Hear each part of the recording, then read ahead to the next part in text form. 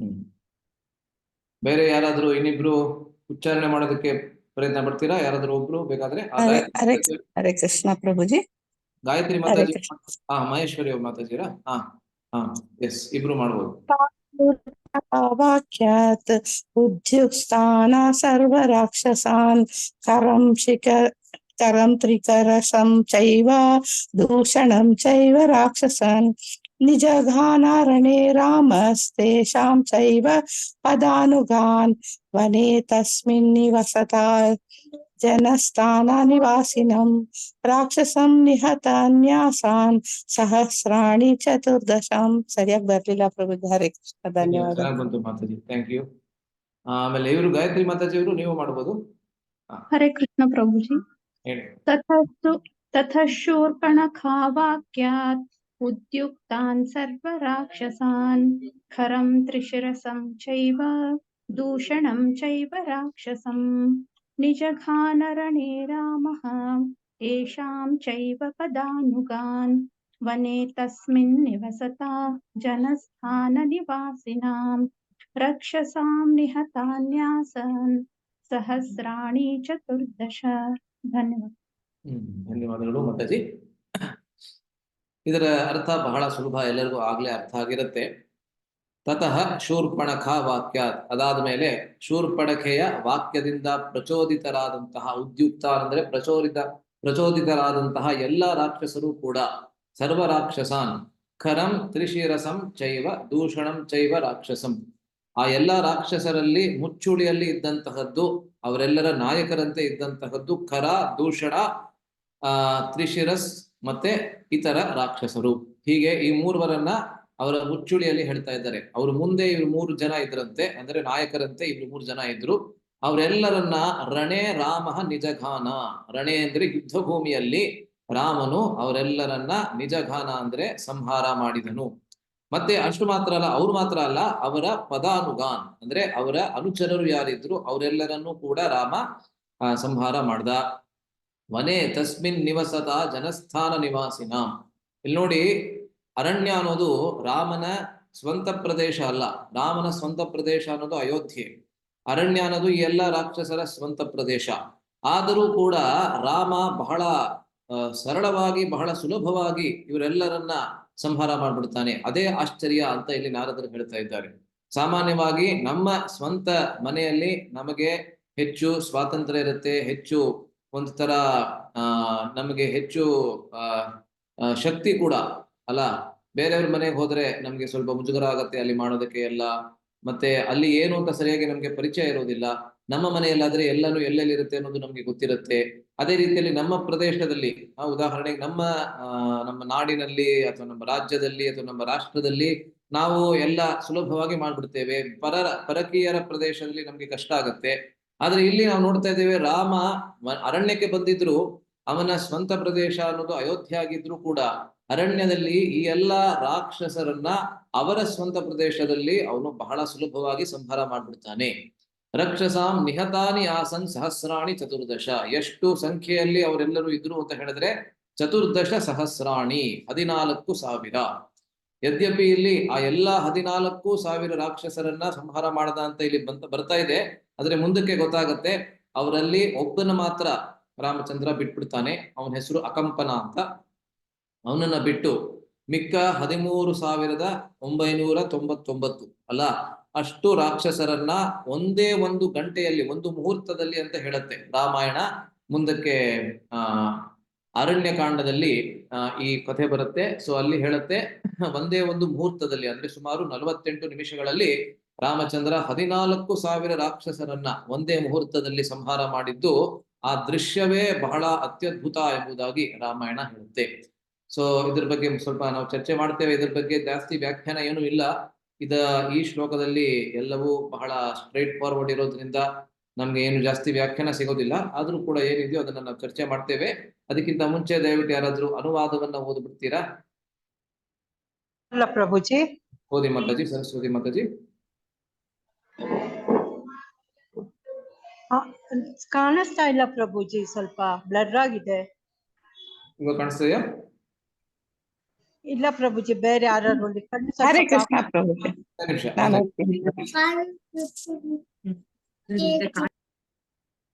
ಇವಾಗ ಕಾಣಿಸ್ತಾ ಇದೆಯಾ?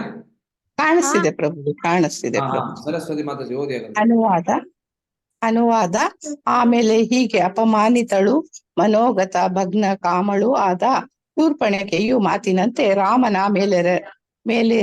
ಮೇಲೆರಗಲು ಹೊರಟು ಬಂದ ಎಲ್ಲಾ ರಾಕ್ಷಸರನ್ನು ಸರಶ್ರೀಕರನ್, ರೂಷಣ ಮೊದಲಾದವುಗಳನ್ನು ಅವರ ಅನುಚಾರರನ್ನು ರಾಮನು ಯುದ್ಧದಲ್ಲಿ ಕೊಂದನು. ಹೀಗೆ ಅದೇ ಜನಸ್ಥಾನದಲ್ಲಿದ್ದುಕೊಂಡು ಅಲ್ಲಿನ 14,000 ರಾಕ್ಷಸರನ್ನು ಕೊಂದದ್ದಾಯಿತು. ಹರೇ ಕೃಷ್ಣ ಪ್ರಭುಜಿ. ಸರಳ. ಸೊ ಇದರ ವ್ಯಾಖ್ಯಾನದಲ್ಲಿ ಹೀಗೆ ಬರುತ್ತೆ: ಕರಾದಿ ರಾಕ್ಷಸರನ್ನು ವಧಿಸುವಾಗ ಶ್ರೀರಾಮಚಂದ್ರನು ಅಲ್ಲೇ ಜನಸ್ಥಾನದಲ್ಲಿದ್ದುದನ್ನು ಹಿಂದೆಯೇ ಹೇಳಿರುವಾಗ ಇಲ್ಲಿ ಮತ್ತೆ ಅಲ್ಲಿದ್ದುಕೊಂಡೆ ಎಂದು ಹೇಳಿರುವುದೇಕೆಂದರೆ ಅಸಹಾಯ ಶೂರತ್ವವನ್ನು ತೋರ್ಪಡಿಸಲು ಶೂರ್ಪಣಖೆಗೆ ವಿರೂಪ ಮಾಡಿ ಎಲ್ಲಿ ರಾಕ್ಷಸರು ಬರುವರೋ ಎಂದಂಜಿ ಓಡಿ ಹೋದವನಲ್ಲವೆಂಬುದನ್ನು ಸ್ಪಷ್ಟಪಡಿಸಲೆಂದು. ರಾಮ ಶೂರ್ಪಣಖೆಯನ್ನ ಎದುರು ಹಾಕೊಂಡ, ಅವಳ ಮೂಗನ್ನ ಮತ್ತೆ ಅವಳ ಕಿವಿಯನ್ನ ಕೂಡ ಕತ್ತರಿಸೋದಕ್ಕೆ ಅವನು ಲಕ್ಷ್ಮಣನಿಗೆ ಆದೇಶವನ್ನ ಕೊಟ್ಟ.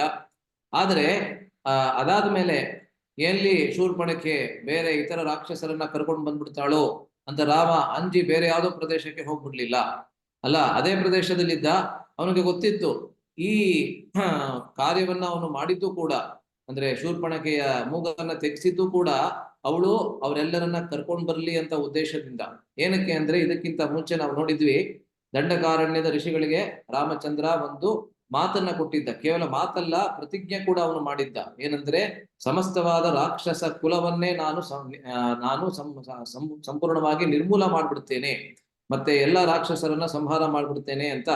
ಅಂದ್ರೆ ರಾಕ್ಷಸ ಪ್ರವೃತ್ತಿ ಅನ್ನೋದು ಯಾವರಲ್ಲಿ ಇರ್ತದೆ ಅವರೆಲ್ಲರನ್ನ ಸಂಹಾರ ಮಾಡ್ತೀನಿ ಅಂತ ರಾಮಚಂದ್ರ ಮಾತನ್ನ ಕೊಟ್ಟಿದ್ದ. ಅದನ್ನ ನೆರವೇರಿಸೋದಕ್ಕೇನೆ ಅವನು ಶೂರ್ಪಣಖೆಯಲ್ಲಿ ಬಂದಾಗ ಅವಳ ಮೂಗನ್ನ ಕತ್ತರಿಸೋದಕ್ಕೆ ಲಕ್ಷ್ಮಣನಿಗೆ ಅವನು ಹೇಳ್ತಾನೆ. ಅದಾದ್ಮೇಲೆ ಶೂರ್ಪಣಖೆ ಕರ್ಕೊಂಡು ಬರ್ತಾಳೆ.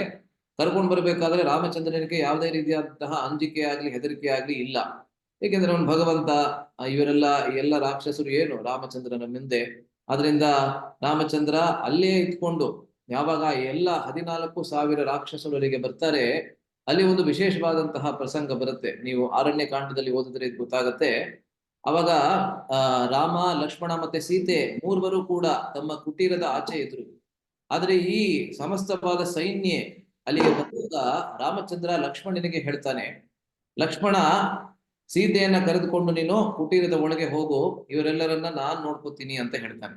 ಆದ್ರೆ ಲಕ್ಷ್ಮಣನಿಗೆ ರಾಮಚಂದ್ರ ಏನಕ್ಕೆ ಈ ಜುಜುಬಿಯ ರಾಕ್ಷಸರನ್ನ ಕೊಲ್ಲೋದಕ್ಕೆ ಅವನೇನಕ್ಕೆ ತಲೆ ಕಳಿಸ್ಕೋಬೇಕು, ನಾನೊಬ್ನೇ ಸಾಕು ಅಂತ ಲಕ್ಷ್ಮಣನ ಮನಸ್ಸಿನಲ್ಲಿ. ಅದರಿಂದ ಲಕ್ಷ್ಮಣ ಅವನ ಎದುರಿಗೆ ರಾಮಚಂದ್ರನ ಎದುರು ಮತ್ತೊಂದು ಮಾತನ್ನ ಹೇಳ್ತಾನೆ, ನೀನೇನ್ ಇದಕ್ಕೆ ತಲೆ ಕೆಡಿಸ್ಕೊಳ್ಳೋದು ಬೇಕಾಗಿಲ್ಲ, ನಾನು ಎಲ್ಲರನ್ನ ನೋಡ್ಕೋತೇನೆ, ನೀವಿಬ್ರು ಒಳಗೆ ಹೋಗಿ, ನೀನು ಸೀತೆಯನ್ನ ಕರ್ಕೊಂಡು ನೀನು ಒಳಗೆ ಹೋಗು. ಆದ್ರೆ ರಾಮಚಂದ್ರನಿಗೆ ಇದು ಇಷ್ಟ ಆಗೋದಿಲ್ಲ. ಲಕ್ಷ್ಮಣ ಬಹಳ ಕಡಿಮೆ ಸ್ಥಳಗಳಲ್ಲಿ ರಾಮಚಂದ್ರನ ಎದುರು ಮಾತಾಡ್ತಾನೆ. ಈ ಒಂದು ಸ್ಥಳ ನಾವು ಗಮನಿಸಬಹುದು. ಸೊ ಇಲ್ಲಿ ರಾಮಚಂದ್ರನಿಗೆ ಈ ವಾಕ್ಯ ಇಷ್ಟ ಆಗೋದಿಲ್ಲ. ಅವಾಗ ಮತ್ತೆ ಹೇಳ್ತಾನೆ ಲಕ್ಷ್ಮಣನಿಗೆ, ಒಳಗ್ ಕರ್ಕೊಂಡು ಹೋಗು ಸೀತೆಯನ್ನ, ನಾನು ಇವರನ್ನೆಲ್ಲ ನಾನ್ ನೋಡ್ಕೋತೀನಿ, ಒಬ್ನೇ ನಾನು ಸಾಕು ಅಂತ ಹೇಳ್ತಾನೆ. ಅವಾಗ ಮತ್ತೆ ಲಕ್ಷ್ಮಣ ಹೇಳ್ತಾನೆ, ಇಲ್ಲ ಇಲ್ಲ, ನೀನು ಕರ್ಕೊಂಡು ಸೀತೆಯನ್ನು ಹೋಗು, ಈ ಎಲ್ಲ ಜುಜುಬಿ ರಾಕ್ಷಸರು ಇವರನ್ನ ನೋಡ್ಕೊಳಕ್ಕೆ ನಾನೊಬ್ನೇ ಸಾಕು, ನೀನೇನು ಬೇಕಾಗಿಲ್ಲ ಇದಕ್ಕೆ. ಇನ್ನು ದೊಡ್ಡ ದೊಡ್ಡ ರಾಕ್ಷಸರು ಆಗಿದ್ರೆ, ಉದಾಹರಣೆಗೆ ತಾಟಕೆ, ಮಾರೀಚ, ಸುಬಾಹು ಅಂತವರಾಗಿದ್ರೆ ನೀನು ಬೇಕಾಗಿತ್ತು. ಆದ್ರೆ ರಾಮಚಂದ್ರ ಮತ್ತೆ ಹೇಳ್ತಾನೆ, ನಿನಗೆ ಅರ್ಥ ಆಗ್ತಾ ಇಲ್ಲ ಲಕ್ಷ್ಮಣ, ನೀನ್ ಸುಮ್ನೆ ನಾನ್ ಹೇಳೋದನ್ನ ಕೇಳು ಅಂತ ಸ್ವಲ್ಪ ಕೋಪದಿಂದ ಹೇಳ್ತಾನೆ. ಆವಾಗ ಲಕ್ಷ್ಮಣನಿಗೆ ಅರ್ಥ ಆಗತ್ತೆ, ಇಲ್ಲಿ ಬೇರೆ ಏನೋ ಕಾರಣ ಅಡಗಿದೆ ಅನ್ನೋದು ಅರ್ಥ ಆಗತ್ತೆ. ಸೊ ಅಲ್ಲಿ ಏನಕ್ಕೆ ರಾಮಚಂದ್ರ ಅಷ್ಟೊಂದು ಸ್ವಲ್ಪ ಹಠ ಮಾಡಿ ತಾನೇ ಈ ಎಲ್ಲಾ ರಾಕ್ಷಸರ ಸಂಹಾರವನ್ನ ಮಾಡಿ ನಾನು ತೋರಿಸ್ಬೇಕು ಅಂತ ಏನಕ್ಕೆ ಅಲ್ಲಿ ಹಠ ಮಾಡ್ತಾನೆ ಅಂತ ಹೇಳಿದ್ರೆ, ಅಲ್ಲಿ ಒಂದು ವಿಷಯ ಬರುತ್ತೆ. ಏನಂದ್ರೆ ಅರಣ್ಯವಾಸಕ್ಕೆ ಹೊರಟಾಗ ಯಾವಾಗ ಸೀತೆ ನಾನು ನಿನ್ ಜೊತೆಗೆ ಬರ್ತೀನಿ ಅಂತ ರಾಮಚಂದ್ರನಿಗೆ ಹೇಳ್ತಾಳೆ, ಆವಾಗ ರಾಮಚಂದ್ರ ಹೇಳ್ತಾನೆ, ಇಲ್ಲ ಬೇಡ, ನೀನು ಸುಕುಮಾರಿಯಾಗಿ ಬೆಳೆದಿದ್ಯಾ, ಯಾವತ್ತೂ ಕಷ್ಟ ಅಂದ್ರೆ ಏನು ಅಂತಾನು ನಿನಗೆ ಗೊತ್ತಿಲ್ಲದೆ ಬೆಳೆದಿದ್ಯಾ, ಅರಮನೆಯಲ್ಲಿ ಬೆಳೆದಿದ್ಯಾ, ಅರಮನೆಯ ಸೌಕರ್ಯದಲ್ಲಿ ಬೆಳೆದಿದ್ಯಾ, ಅದರಿಂದ ನೀನ್ ಇಲ್ಲೇ ಇರು, ಅಪ್ಪ ಅಮ್ಮನ ಕೂಡ ನೋಡ್ಕೊಳಕ್ಕೆ ನೀನ್ ಇಲ್ಲೇ ಇರ್ಬೇಕು ಅಂತ. ಅವಾಗ ಸೀತೆ ಹಠ ಮಾಡ್ತಾಳೆ, ರಾಮಚಂದ್ರ ಮತ್ತೆ ಹೇಳ್ತಾನೆ. ಕೊನೆಗೆ ಸೀತೆ ರಾಮಚಂದ್ರನಿಗೆ ನಪುಂಸಕ ಅಂತ ಹೇಳ್ಬಿಡ್ತಾಳೆ. ಅಲ್ಲ, ಯದ್ಯಪಿ ಅದು ಆ ಆ ಒಂದು ಆ ಏನಂತಾರೆ, ಆ ಒಂದು ಆ ಕ್ಷಣದಲ್ಲಿ ಆ ಒಂದು ಕ್ಷಣದಲ್ಲಿ ಕೋಪದಿಂದ ಹೊರಗೆ ಬಂದಂತಹ ಮಾತು. ಆದರೆ ಅದು ರಾಮಚಂದ್ರನ ಮನಸ್ಸಿನಲ್ಲಿ ಉಳ್ಕೊಂಡಿರ್ತದೆ ಅಲ್ಲ. ಸೊ ಅದಕ್ಕೇನೆ ಕೋಪ ಬಂದಾಗ ನಾವು ಸ್ವಲ್ಪ ನಮ್ಮ ಮಾತನ್ನ ಹಿಡಿತದಲ್ಲಿ ಇಟ್ಕೋಬೇಕು ಅಲ್ಲ. ಸೊ ಸೀತೆ ಯದ್ಯಪಿ ಕೋಪದಲ್ಲಿ ಆ ರೀತಿಯಾದಂತಹ ಮಾತನ್ನ ಹೇಳ್ಬಿಟ್ಟಿರ್ತಾಳೆ, ಆದ್ರೆ ರಾಮಚಂದ್ರನ ಅಂತರಾಳದಲ್ಲಿ ಆ ಮಾತು ಏನು, ಆ ಒಂದು ತೀಕ್ಷ್ಣ ಬಾಣದ ತರಹ ಒಂದು ಮಾತು ಬಂದ್ಬಿಡ್ತು ಸೀತೆಯ ಬಾಯಿಯಿಂದ. ನೀನೊಬ್ಬ ನಪುಂಸಕ, ನಿನಗೆ ಹೆದರಿಕೆ ಆಗ್ತದೆ ನನ್ನನ್ನ ಕರ್ಕೊಂಡು ಹೋಗೋದಕ್ಕೆ. ನಿನ್ನಂತಹ ಪ್ರಾಯಶಃ ನನ್ನ ತಂದೆ ಒಬ್ಬ ಪುರುಷನನ್ನ ನನಗೆ ಕೊಟ್ಟು ಮದುವೆ ಮಾಡೋದ್ರ ಬದಲು ಹೆಂಗಸಿಗೆ ನನ್ನನ್ನ ಕೊಟ್ಟು ಮದುವೆ ಮಾಡಿದ್ದಾಳೆ, ಆ ರೀತಿ ಎಲ್ಲ ಹೇಳ್ಬಿಡ್ತಾಳೆ ಸೀತೆ. ಸೊ ಅದು ರಾಮಚಂದ್ರನ ಮನಸ್ಸಿನಲ್ಲಿ ಉಳ್ಕೊಂಡಿರ್ತದೆ. ಆವಾಗಿಂದ ರಾಮಚಂದ್ರ ಒಂದು ಸರಿಯಾದಂತಹ ಒಂದು ಅವಕಾಶವನ್ನ ಹುಡುಕ್ತಾ ಇರ್ತಾನೆ. ಏನಕ್ಕೆ ಅಂದ್ರೆ, ನನ್ನ ಪರಾಕ್ರಮವನ್ನ ಸರಿಯಾಗಿ ಬೇರೆ ಯಾರಿಗಲ್ದೆ ಹೋದ್ರೂ ಕೂಡ, ಆ 3 ಲೋಕಗಳಿಗೆ ಅಲ್ಲದೆ ಹೋದ್ರೂ ಕೂಡ, ನನ್ನದೇ ಆದಂತಹ ಮಡದಿಗೆ, ನನ್ನದೇ ಆದಂತಹ ಹೆಂಡತಿಗೆ ನಾನು ನನ್ನ ಪರಾಕ್ರಮವನ್ನ ತೋರಿಸ್ಬೇಕು ಅಂತ ಹೇಳಿ ಆ ರೀತಿಯಾದಂತಹ ಅವಕಾಶವನ್ನ ಆಗಿನಿಂದ, ಅಂದ್ರೆ ಅಯೋಧ್ಯಾಕಾಂಡದ ಆರಂಭದಿಂದ ಇದು ಆರಣ್ಯ ಕಾಂಡದ ಮಧ್ಯದ ಭಾಗದವರೆಗೆ ಅವನು ಹುಡುಕ್ತಾ ಇರ್ತಾನೆ. ಸೊ ಈಗ ಅವನಿಗೆ ಆ ರೀತಿಯಾದಂತಹ ಅವಕಾಶ ಸಿಗತ್ತೆ. ಸೊ ಅವನು ಹೇಳ್ತಾನೆ, ನೋಡು ಸೀತೆನ ಕರ್ಕೊಂಡು ಒಳಗೆ ಹೋಗು, ಏಕೆಂದ್ರೆ ಸೀತೆಗೆ ನನ್ನ ಪರಾಕ್ರಮದ ಪ್ರದರ್ಶನವನ್ನ ಮಾಡಿ ತೋರಿಸ್ಬೇಕು. ಏಕೆಂದ್ರೆ ಯಾವಾಗ ತಾಟಕೆಯ ಸಂಹಾರ ಆಯ್ತು ಅವಾಗ ಸೀತೆ ನನ್ನ ಜೊತೆಗೆ ಇರ್ಲಿಲ್ಲ. ಮಾರೀಚ ಮತ್ತೆ ಸುಬಾಹು, ಮಾರೀಚನ ಸಂಹಾರ ಆಗ್ಲಿಲ್ಲ, ಆದ್ರೆ ಸುಬಾಹುವಿನ ಸಂಹಾರ ಆಯ್ತು. ಮಾರೀಚನನ್ನ ಎಷ್ಟೋ ಮೈಲಿ ದೂರ ಹೋಗಿ ನನ್ನ ಬಾಣ ಬಿಟ್ಟಿತು, ಆವಾಗ್ಲೂ ಕೂಡ ಸೀತೆ ನನ್ನ ಜೊತೆಗಿರ್ಲಿಲ್ಲ. ಸೀತೆ ನನ್ನ ಪರಾಕ್ರಮವನ್ನ ಯಾವತ್ತೂ ನೋಡೇ ಇಲ್ಲ. ಬರೀ ಒಮ್ಮೆ ಮಾತ್ರ ಮದುವೆಯ ಸಮಯದಲ್ಲಿ, ವಿವಾಹದ ಸಮಯದಲ್ಲಿ ಕೇವಲ ಬಿಲ್ಲನ್ನ ಮುರಿದಿದ್ದನ್ನು ಮಾತ್ರ ಸೀತೆ ನೋಡಿರೋದು. ಅದರಿಂದ ಅವಳಿಗೆ ಸರಿಯಾದಂತಹ ಖಾತ್ರಿ ಆಗಿಲ್ಲ ಅಂತ ಕಾಣುತ್ತೆ. ಆದ್ರೂ ಕೂಡ ಖಾತ್ರಿ ಆಗಿದ್ರು ಕೂಡ ಜನರಿಗೆ ಮತ್ತೆ ಮತ್ತೆ ಜ್ಞಾಪಿಸ್ತಾ ಇರ್ಬೇಕು ಅಲ್ವಾ. ನಮ್ಮ ಪರಾಕ್ರಮ ಏನು ಅನ್ನೋದನ್ನ ಮತ್ತೆ ಮತ್ತೆ ಜ್ಞಾಪಿಸ್ತಾ ಇರಬೇಕು, ಇಲ್ಲ ಅಂದ್ರೆ ಜನರು ಮರ್ತು ಬಿಡ್ತಾರೆ ಅಲ್ವಾ. ಆದ್ರಿಂದ ರಾಮಚಂದ್ರ ಹೇಳ್ತಾನೆ, ಅವಾಗ ಸೀತೆಯನ್ನ ಕರ್ಕೊಂಡು ಲಕ್ಷ್ಮಣ ಒಳಗೆ ಹೋಗ್ತಾನೆ. ಅದಾದ ಮೇಲೆ ಅಲ್ಲಿ ವರ್ಣನೆ ಬರುತ್ತೆ, ರಾಮಚಂದ್ರ ಹೇಗೆ ಆ ಬಾಣಗಳನ್ನ ಪ್ರಯೋಗ ಮಾಡ್ತಾ ಇದ್ದ ಅಂತ ಹೇಳಿದ್ರೆ, ಆ ಖರ, ದೂಷಣ, ತ್ರಿಶಿರಸ್ಸು ಮತ್ತೆ ಇತರ ಅಕಂಪನ ಮೊದಲಾದ ಬೇರೆ ಎಲ್ಲಾ ರಾಕ್ಷಸರು ಕೂಡ ರಾಮಚಂದ್ರನನ್ನು ನೋಡ್ತಾ ಇರ್ಬೇಕಾದ್ರೆ, ಯಾವಾಗ ರಾಮಚಂದ್ರನ ಬತ್ತಳಿಕೆಯಿಂದ ಆ ಬತ್ತಳಿಕೆಯಲ್ಲಿ ಆ ಕೈ ಹೋಗ್ತಾ ಇದೆ ಬಲಗೈ, ಮತ್ತೆ ಯಾವಾಗ ಆ ಬಾಣ ಬಿಲ್ಲಿನಲ್ಲಿ ಅವನು ಇಟ್ಕೊಳ್ತಾ ಇದ್ದಾನೆ, ಮತ್ತೆ ಯಾವಾಗ ಆ ಬಾಣವನ್ನ ಪ್ರಯೋಗ ಮಾಡ್ತಾ ಇದ್ದಾನೆ ಅನ್ನೋದು ಯಾರಿಗೂ ಗೊತ್ತೇ ಆಗ್ತಾ ಇರ್ಲಿಲ್ಲ. ಎಲ್ಲವೂ ಕೂಡ ಒಂದೇ ಸಮಯದಲ್ಲಿ ಆಗ್ತಾ ಇದ್ದಂತೆ ಅವ್ರಿಗೆ ಪ್ರತೀತಿ ಆಗ್ತಾ ಇತ್ತಂತೆ. ಯಾವ ಸಮಯದಲ್ಲಿ ರಾಮಚಂದ್ರ ಆ ಬತ್ತಳಿಕೆಯಿಂದ ಬಾಣವನ್ನ ತೆಗೆದುಕೊಳ್ತಾ ಇದ್ದ, ಯಾವಾಗ ಬಿಲ್ಲಿನಲ್ಲಿ ಇಟ್ಕೊಂಡು ಅದನ್ನ ಪ್ರಯೋಗ ಮಾಡ್ತಾ ಇದ್ದ, ಯಾವಾಗ ಅದು ಹೋಗಿ ಯಾವುದೋ ಒಬ್ಬ ರಾಕ್ಷಸನನ್ನ ಕೊಲ್ದು ಸಂಹಾರ ಮಾಡ್ತಾ ಇತ್ತು, ಯಾವುದೂ ಕೂಡ ಯಾರಿಗೂ ಗೊತ್ತಾಗ್ತಾ ಇರ್ಲಿಲ್ಲ. ಆ ರೀತಿಯಲ್ಲಿ ಸುಮಾರು 1 ಮುಹೂರ್ತ, ಆದ್ರೆ 48 ನಿಮಿಷಗಳ ಕಾಲ ಸತತವಾಗಿ ಎಲ್ಲಾ ಬಾಣಗಳ ಪ್ರಯೋಗವನ್ನ ಮಾಡಿ ರಾಮಚಂದ್ರ 14,000 ರಾಕ್ಷಸರನ್ನ ಅಲ್ಲ. ಸೊ ಎಷ್ಟು ನೀವು ನೋಡ್ಬೋದು, 14,000 ರಾಕ್ಷಸರು ಡಿವೈಡೆಡ್ ಬೈ 48 ಅಂತ ಹೇಳಿದ್ರೆ ಎಷ್ಟಾಗಿತ್ತು? ಸುಮಾರು ಪ್ರಾಯಶಃ 200 ಅಂತ ಕಾಣುತ್ತೆ. 1 ನಿಮಿಷಕ್ಕೆ 200 ರಾಕ್ಷಸರು ಅಲ್ವಾ. ಅದಕ್ಕಿಂತ ಜಾಸ್ತಿನೇ ಇರ್ಬೇಕನ್ನೋ ನಂಗೆ ಗೊತ್ತಿಲ್ಲ ಸರಿಯಾಗಿ. ಆದ್ರೆ ಆ ರೀತಿಯಾದಂತಹ ಸಾಮರ್ಥ್ಯವನ್ನ ರಾಮಚಂದ್ರ ಅಲ್ಲಿ ತೋರಿಸ್ತಾನೆ. ಮತ್ತೆ ಇಷ್ಟೆಲ್ಲ ರಾಕ್ಷಸರ ಸಂಹಾರವನ್ನ ಮಾಡಿ ಆದ ಮೇಲೆ ಕೂಡ ರಾಮಚಂದ್ರನ ಮೈ ಮೇಲೆ ಒಂದೇ ಒಂದು ಹನಿ ಬೆವರು ಕೂಡ ಬರೋದಿಲ್ಲ ಎಂಬುದಾಗಿ ವಾಲ್ಮೀಕಿ ಮುನಿಗಳು ಅಲ್ಲಿ ಬರೀತಾರೆ ಅಲ್ಲ. ಸೊ ಇದು ವಿಶೇಷವಾದಂತಹ ಒಂದು ಪ್ರಸಂಗ. ಇದಾದ ಮೇಲೆ ರಾಮಚಂದ್ರ ಸೀತೆಗೆ ತನ್ನ ಪರಾಕ್ರಮವನ್ನ ಸರಿಯಾಗಿ ಪರಿಚಯ ಮಾಡಿಸ್ಕೊಡ್ತಾನೆ ಅಂತ ವಾಲ್ಮೀಕಿ ಮುನಿಗಳು ಅಲ್ಲಿ ಬರೀತಾರೆ.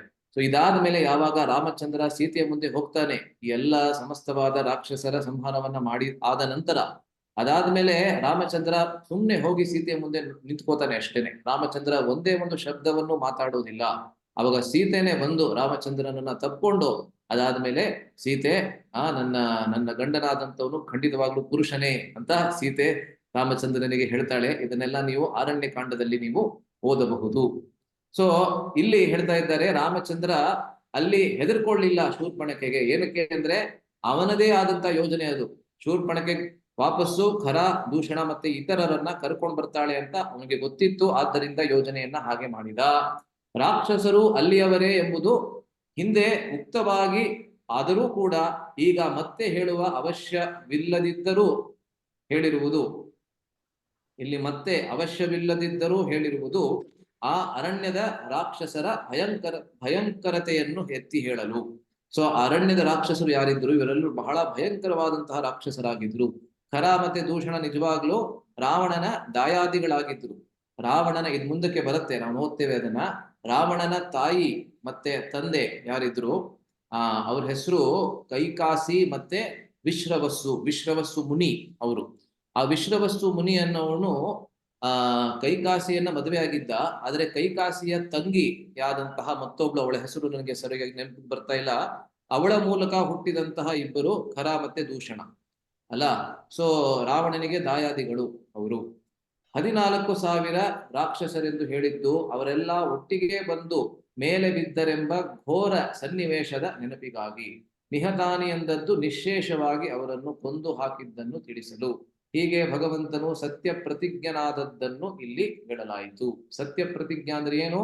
ಯಾವ ಪ್ರತಿಜ್ಞೆಯನ್ನ ಅವನು ಋಷಿಗಳ ಮುಂದೆ ಮಾಡಿದ್ದ, ಎಲ್ಲ ರಾಕ್ಷಸ ಕುಲವನ್ನ ನಾನು ಸಂಹಾರ ಮಾಡ್ತೇನೆ ಅಂತ, ಅದನ್ನ ಇಲ್ಲಿ ಮಾಡಿ ತೋರಿಸಿಯೇ ಆಯ್ತು.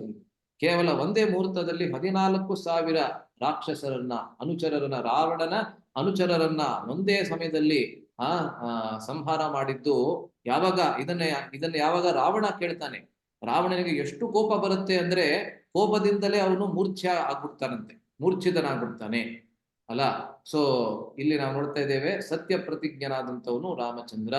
ಸೊ ಈ ಶ್ಲೋಕದಲ್ಲಿ ಆ ಜನಸ್ಥಾನದಲ್ಲಿ ಎಷ್ಟು ರಾಕ್ಷಸರನ್ನು ರಾಮ ಕೊಂದನೆಂಬುದನ್ನು ಸ್ಪಷ್ಟಪಡಿಸಲಾಗಿದೆ. ಎಷ್ಟಂದ್ರೆ 14,000. ನಿಜವಾಗ್ಲೂ 14,000 - 1 ಅಂದ್ರೆ 13,999 ಅಂತ ಹೇಳ್ಬೋದು. ರಾಮನಿಗೆ ಬೇರೆ ಯಾರ ಸಹಾಯವೂ ಇರಲಿಲ್ಲ, ಏಕೆಂದರೆ ಅವನು ಕಾಡಿನಲ್ಲಿ ವಾಸಿಸುತ್ತಿದ್ದ. ಆ ರಾಕ್ಷಸರೆಲ್ಲರೂ ಜನಸ್ಥಾನದಲ್ಲಿ ವಾಸಿಸುತ್ತಿದ್ದರಿಂದ ಅವರೆಲ್ಲರೂ ಅತ್ಯಂತ ಭೀಷಣವಾಗಿದ್ದರೆಂದು ಹೇಳಲಾಗಿದೆ. ಭಯಂಕರವಾಗಿದ್ರು ಅವರೆಲ್ಲರೂ. ಶ್ಲೋಕದಲ್ಲೂ ಬರುತ್ತೆ ಅಲ್ಲ, ಜನಸ್ಥಾನ ನಿವಾಸಿನ. ನೋಡಿ, ಜನಸ್ಥಾನದಲ್ಲೇ ವಾಸ ಮಾಡ್ತಾ ಇದ್ದಂತಹ ಅವರು ಅಲ್ಲ.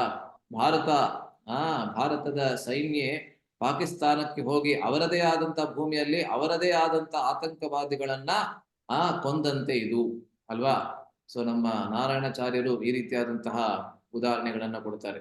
ಭಾರತದ ಸೈನ್ಯ ಹೋಗಿ ಅಂದ್ರೆ ಸರ್ಜಿಕಲ್ ಸ್ಟ್ರೈಕ್ ಮಾಡಿ ಪಾಕಿಸ್ತಾನದ ಆತಂಕವಾದಿಗಳನ್ನ ಅವರದೇ ಆದಂತಹ ಭೂಮಿಯ ಮೇಲೆ ಕೊಂದಂತೆ ರಾಮಚಂದ್ರ ಮಾಡಿದ್ದು. ಜನಸ್ಥಾನ ಅನ್ನೋದು ಇವರೆಲ್ಲರ ಭೂಮಿಯಾಗಿತ್ತು ಅಲ್ಲ, ಖರ, ದೂಷಣ ಇತರರ ಭೂಮಿಯಾಗಿತ್ತು. ಅಲ್ಲಿ ರಾಮಚಂದ್ರ ಇಲ್ಲಿ ಬಂದು ಇವಾಗ ಒಬ್ಬ ವಿಸಿಟರ್ ತರಹ ವಾಸ ಮಾಡ್ತಾ ಇದ್ದಾನೆ. ಆದ್ರೆ ಅವನು ರಾಮಚಂದ್ರ ಇವರೆಲ್ಲರನ್ನ ಸಂಹಾರ ಮಾಡ್ಬಿಡ್ತಾನೆ ಆಯ್ತಾ. ಸೊ ಮುಂದಕ್ಕೆ ಇವಾಗ ನಾವು ನೋಡೋಣ ಮುಂದಿನ ಶ್ಲೋಕ. ಇದು ಮುಂದಿನ ಶ್ಲೋಕ ಯಾವ್ದಂದ್ರೆ 45 ಮತ್ತೆ 46. ಚೇಂಜ್ ಮಾಡ್ಬೇಕು, ಒಂದೇ ನಿಮಿಷ. ಸೊ ದಯವಿಟ್ಟು ಇದನ್ನ ಕೇವಲ 45 ಮಾತ್ರ ಇದು. ಸೊ ದಯವಿಟ್ಟು ನನ್ನಿಂದ ಯಾರಾದ್ರೂ ಹೇಳ್ಬೋದು, ಕಾರಣ ಮಾಡ್ಬೋದು. ಒಬ್ರು ಸರಸ್ವತಿ ಮಾತಾಜಿಯವ್ರು ಮಾಡ್ತೀರಾ? ಮಾಡ್ತೀನಿ. ಸರಸ್ವತಿ ಮಾತಾ ದಯವಿಟ್ಟು ನನ್ನಿಂದ ಹೇಳಿ. ತತಃ ಜ್ಞಾತಿವಧಂ ಶ್ರುತ್ವಾ ರಾವಣಃ ಕ್ರೋಧಮೂರ್ಛಿತಃ ಸಹಾಯಂ ಪರಯಾಮಾಸ ಮಾರೀಚಂ ನಾಮ ರಾಕ್ಷಸಂ ತತೋ ಜ್ಞಾತಿವಧಂ ಶ್ರುತ್ವಾ ರಾವಣ ಕ್ರೋಧಮೂರ್ಛಿತಃ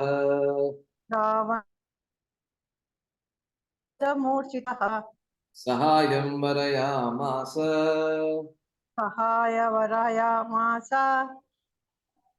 ಮಾರೀಚಂ ನಾಮ ರಾಕ್ಷಸಂ ತತೋ ಜ್ಞಾತಿವಧಂ ಶ್ರುತ್ವಾ ರಾವಣ ಕ್ರೋಧಮೂರ್ಛಿತಃ ಸಹಾಯಂ ವರಯಾಮಾಸ सहायं वरयामास मारीचं नाम राक्षसं. मारीचं नाम राक्षसं. ಧನ್ಯವಾದಗಳು ಮಾತಾಜಿ. ಬೇರೆ ಯಾರಾದ್ರೂ ಇಬ್ರು ದಯವಿಟ್ಟು ಉಚ್ಚಾರಣೆಯನ್ನ ಮಾಡ್ತೀರಾ? ये प्रभु जी ಆಹಾ, ततो ವಾಸುಪ್ರೋ ಮೇಲೆ ಮಾಧುರಿ ಮಾತಾಜಿ.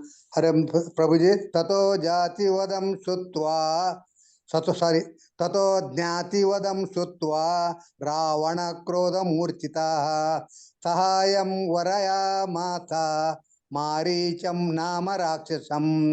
हरे कृष्ण ಧನ್ಯವಾದಗಳು प्रभु जी. ಮಾಧುರಿ ಮಾತಾಜಿ ಅವರು. ततो ज्ञातिवदं श्रुत्वा रावणः क्रोधमूर्छितः सहायं वरयामास मारीचं नाम राक्षसम्. हरे कृष्ण ಧನ್ಯವಾದಗಳು ಮಾತಾಜಿ. ಇದರ ಅರ್ಥ ಈ ರೀತಿ ಬರ್ತದೆ. ತತಃ ಅಂದ್ರೆ ಅದಾದ ಮೇಲೆ, ಹಿಂದಿನ ಶ್ಲೋಕದಲ್ಲೂ ಆರಂಭದಲ್ಲಿ ನಾವು ನೋಡಿದ್ವಿ. ತತಃ ಅಂದ್ರೆ ಆದ್ಮೇಲೆ, ಆಮೇಲೆ ಜ್ಞಾತಿವಧಂ ಶ್ರುತ್ವ. ಜ್ಞಾತಿ ಅಂದ್ರೆ ಬಂಧು ಅಥವಾ ಬಂಧು ಬಳಗದವರು ಅಂತ ಅರ್ಥ. ಸೊ ರಾವಣನ ಬಂಧು ಬಳಗದಾದಂಥವ್ರು ಯಾರು?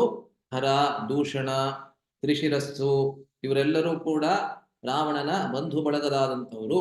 ಅದರಿಂದ ಈ ಅವರ ವಧೆಯನ್ನ ಕೇಳಿ ಆದ ನಂತರ ರಾವಣ ಯಾವಾಗ ಕೇಳ್ತಾನೆ, ಆ ಮಾತನ್ನ ಮೊದಲು ಅಕಂಪನನಿಂದ ಕೇಳ್ತಾನೆ, ಅದಾದ್ಮೇಲೆ ಮತ್ತೆ ಶೂರ್ಪಣಖೆಯಿಂದ ಕೂಡ ಕೇಳ್ತಾನೆ ರಾವಣ.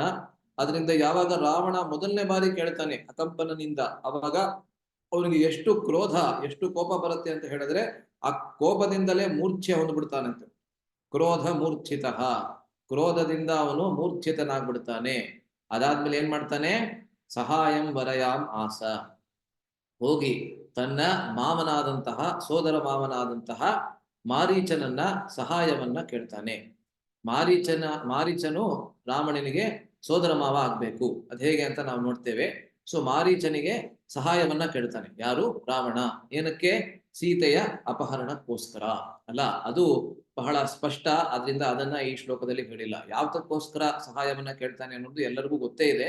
ಅದರಿಂದ ಈ ಶ್ಲೋಕದಲ್ಲಿ ನಾರದರು ಅದನ್ನ ಪ್ರತ್ಯೇಕವಾಗಿ ಹೇಳಿಲ್ಲ.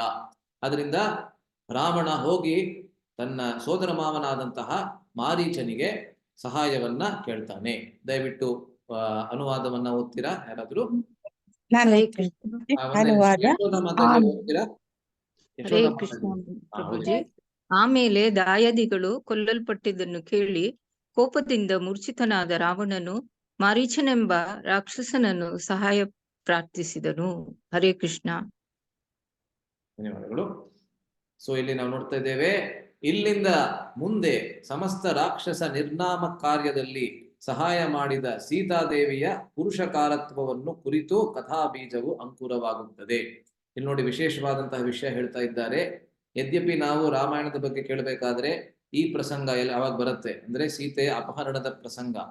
ಅದನ್ನ ನಾವು ಯಾವಾಗ್ಲೂ ಹೇಗೆ ನಾವು ನೋಡ್ತೇವೆ ಅಂತ ಹೇಳಿದ್ರೆ, ಸೀತೆಯು ಅನ್ನೋಳು ತಪ್ಪು ಮಾಡಿದ್ಲು, ಅವಳು ಲಕ್ಷ್ಮಣನನ್ನ ಕಳಿಸ್ಬಾರ್ದಾಗಿತ್ತು, ಮೊದಲನೇದಾಗಿ ರಾಮನನ್ನು ಕೂಡ ಕಳಿಸ್ಬಾರ್ದಾಗಿತ್ತು.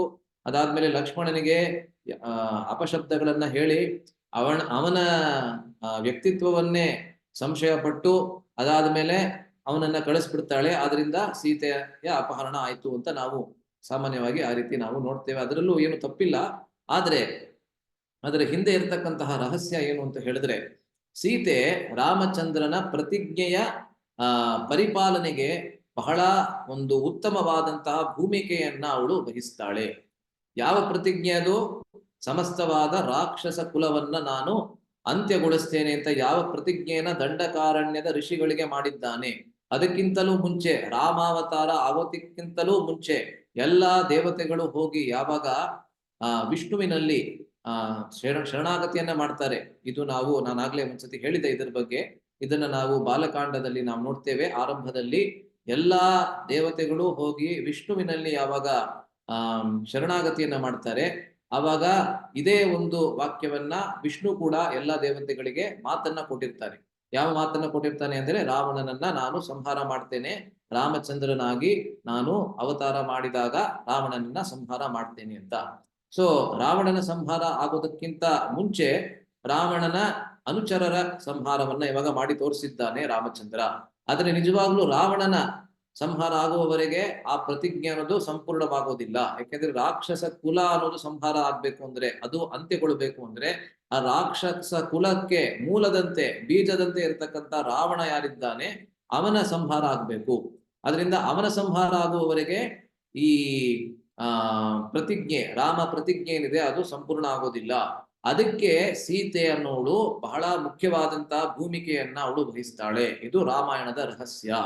ಸೊ ರಾಮಾನುಜರು ಯಾವ 18 ರಹಸ್ಯಗಳನ್ನ ತಮ್ಮ ಸೋದರ ಮಾವನಾದಂತಹ ಶ್ರೀಶೈಲಪೂರ್ಣದಿಂದ ಕಲಿತರು ಅಂತ ನಾವು ಮೊದಲನೇ ಬಾರಿ ನಾವು ಚರ್ಚೆ ಮಾಡಿದಾಗ ಹೇಳಿದ್ವಿ ಅಲ್ಲ.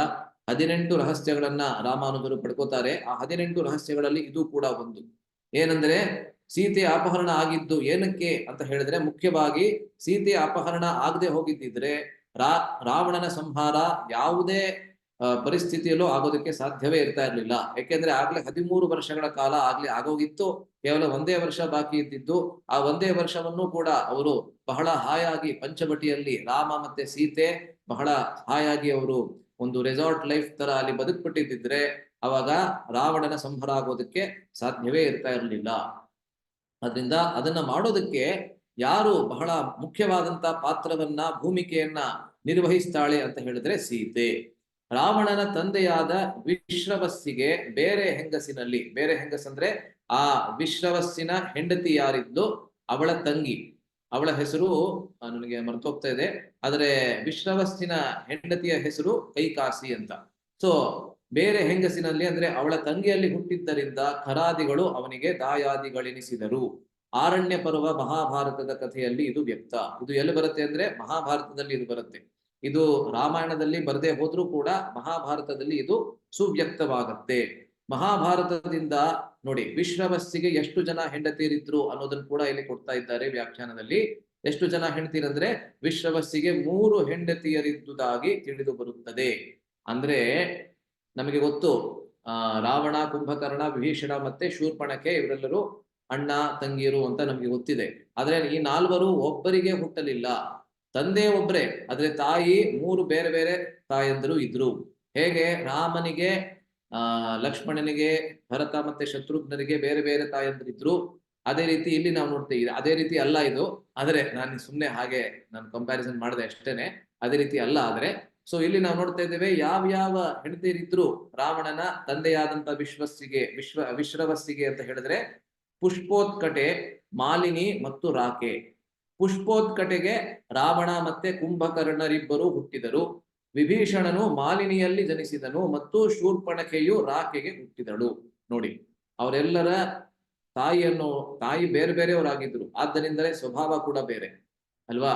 ಸೊ ರಾವಣ ಮತ್ತೆ ಕುಂಭಕರ್ಣ ಇವರಿಬ್ಬರು ಪ್ರಾಯ ಒಂದೇ ಸ್ವಭಾವದವರಾಗಿದ್ರು. ಯದ್ಯಪಿ ರಾವಣ ಕುಂಭಕರ್ಣಗಿಂತ ಒಂದು ಹೆಜ್ಜೆ ಮೇಲು ಅಂತಾನೆ ಹೇಳಬೇಕು ರೌಡಿಸಮ್ ಅಲ್ಲಿ ಅಲ್ಲ. ಆದ್ರೆ ವಿಭೀಷಣ ಹುಟ್ಟಿದ್ದು ಯಾರಿಗೆ? ಮಾಲಿನಿಯಲ್ಲಿ ಅವನು ಜನಿಸಿದನು. ಆದ್ದರಿಂದ ವಿಭೀಷಣನ ವ್ಯಕ್ತಿತ್ವ ಸಂಪೂರ್ಣವಾಗಿ ವಿಲಕ್ಷಣ. ಮತ್ತೆ ಶೂರ್ಪಣಖೆ ಹುಟ್ಟಿದ್ದು ರಾಕೆಗೆ. ಆದ್ದರಿಂದ ಖರನೂ ರಾವಣನೂ ನಿಕಟ ಸಂಬಂಧಿಕರಾಗಿದ್ದರು ಅಲ್ಲ, ರಾಗಿದ್ದರು ಆಗ್ಬೇಕು.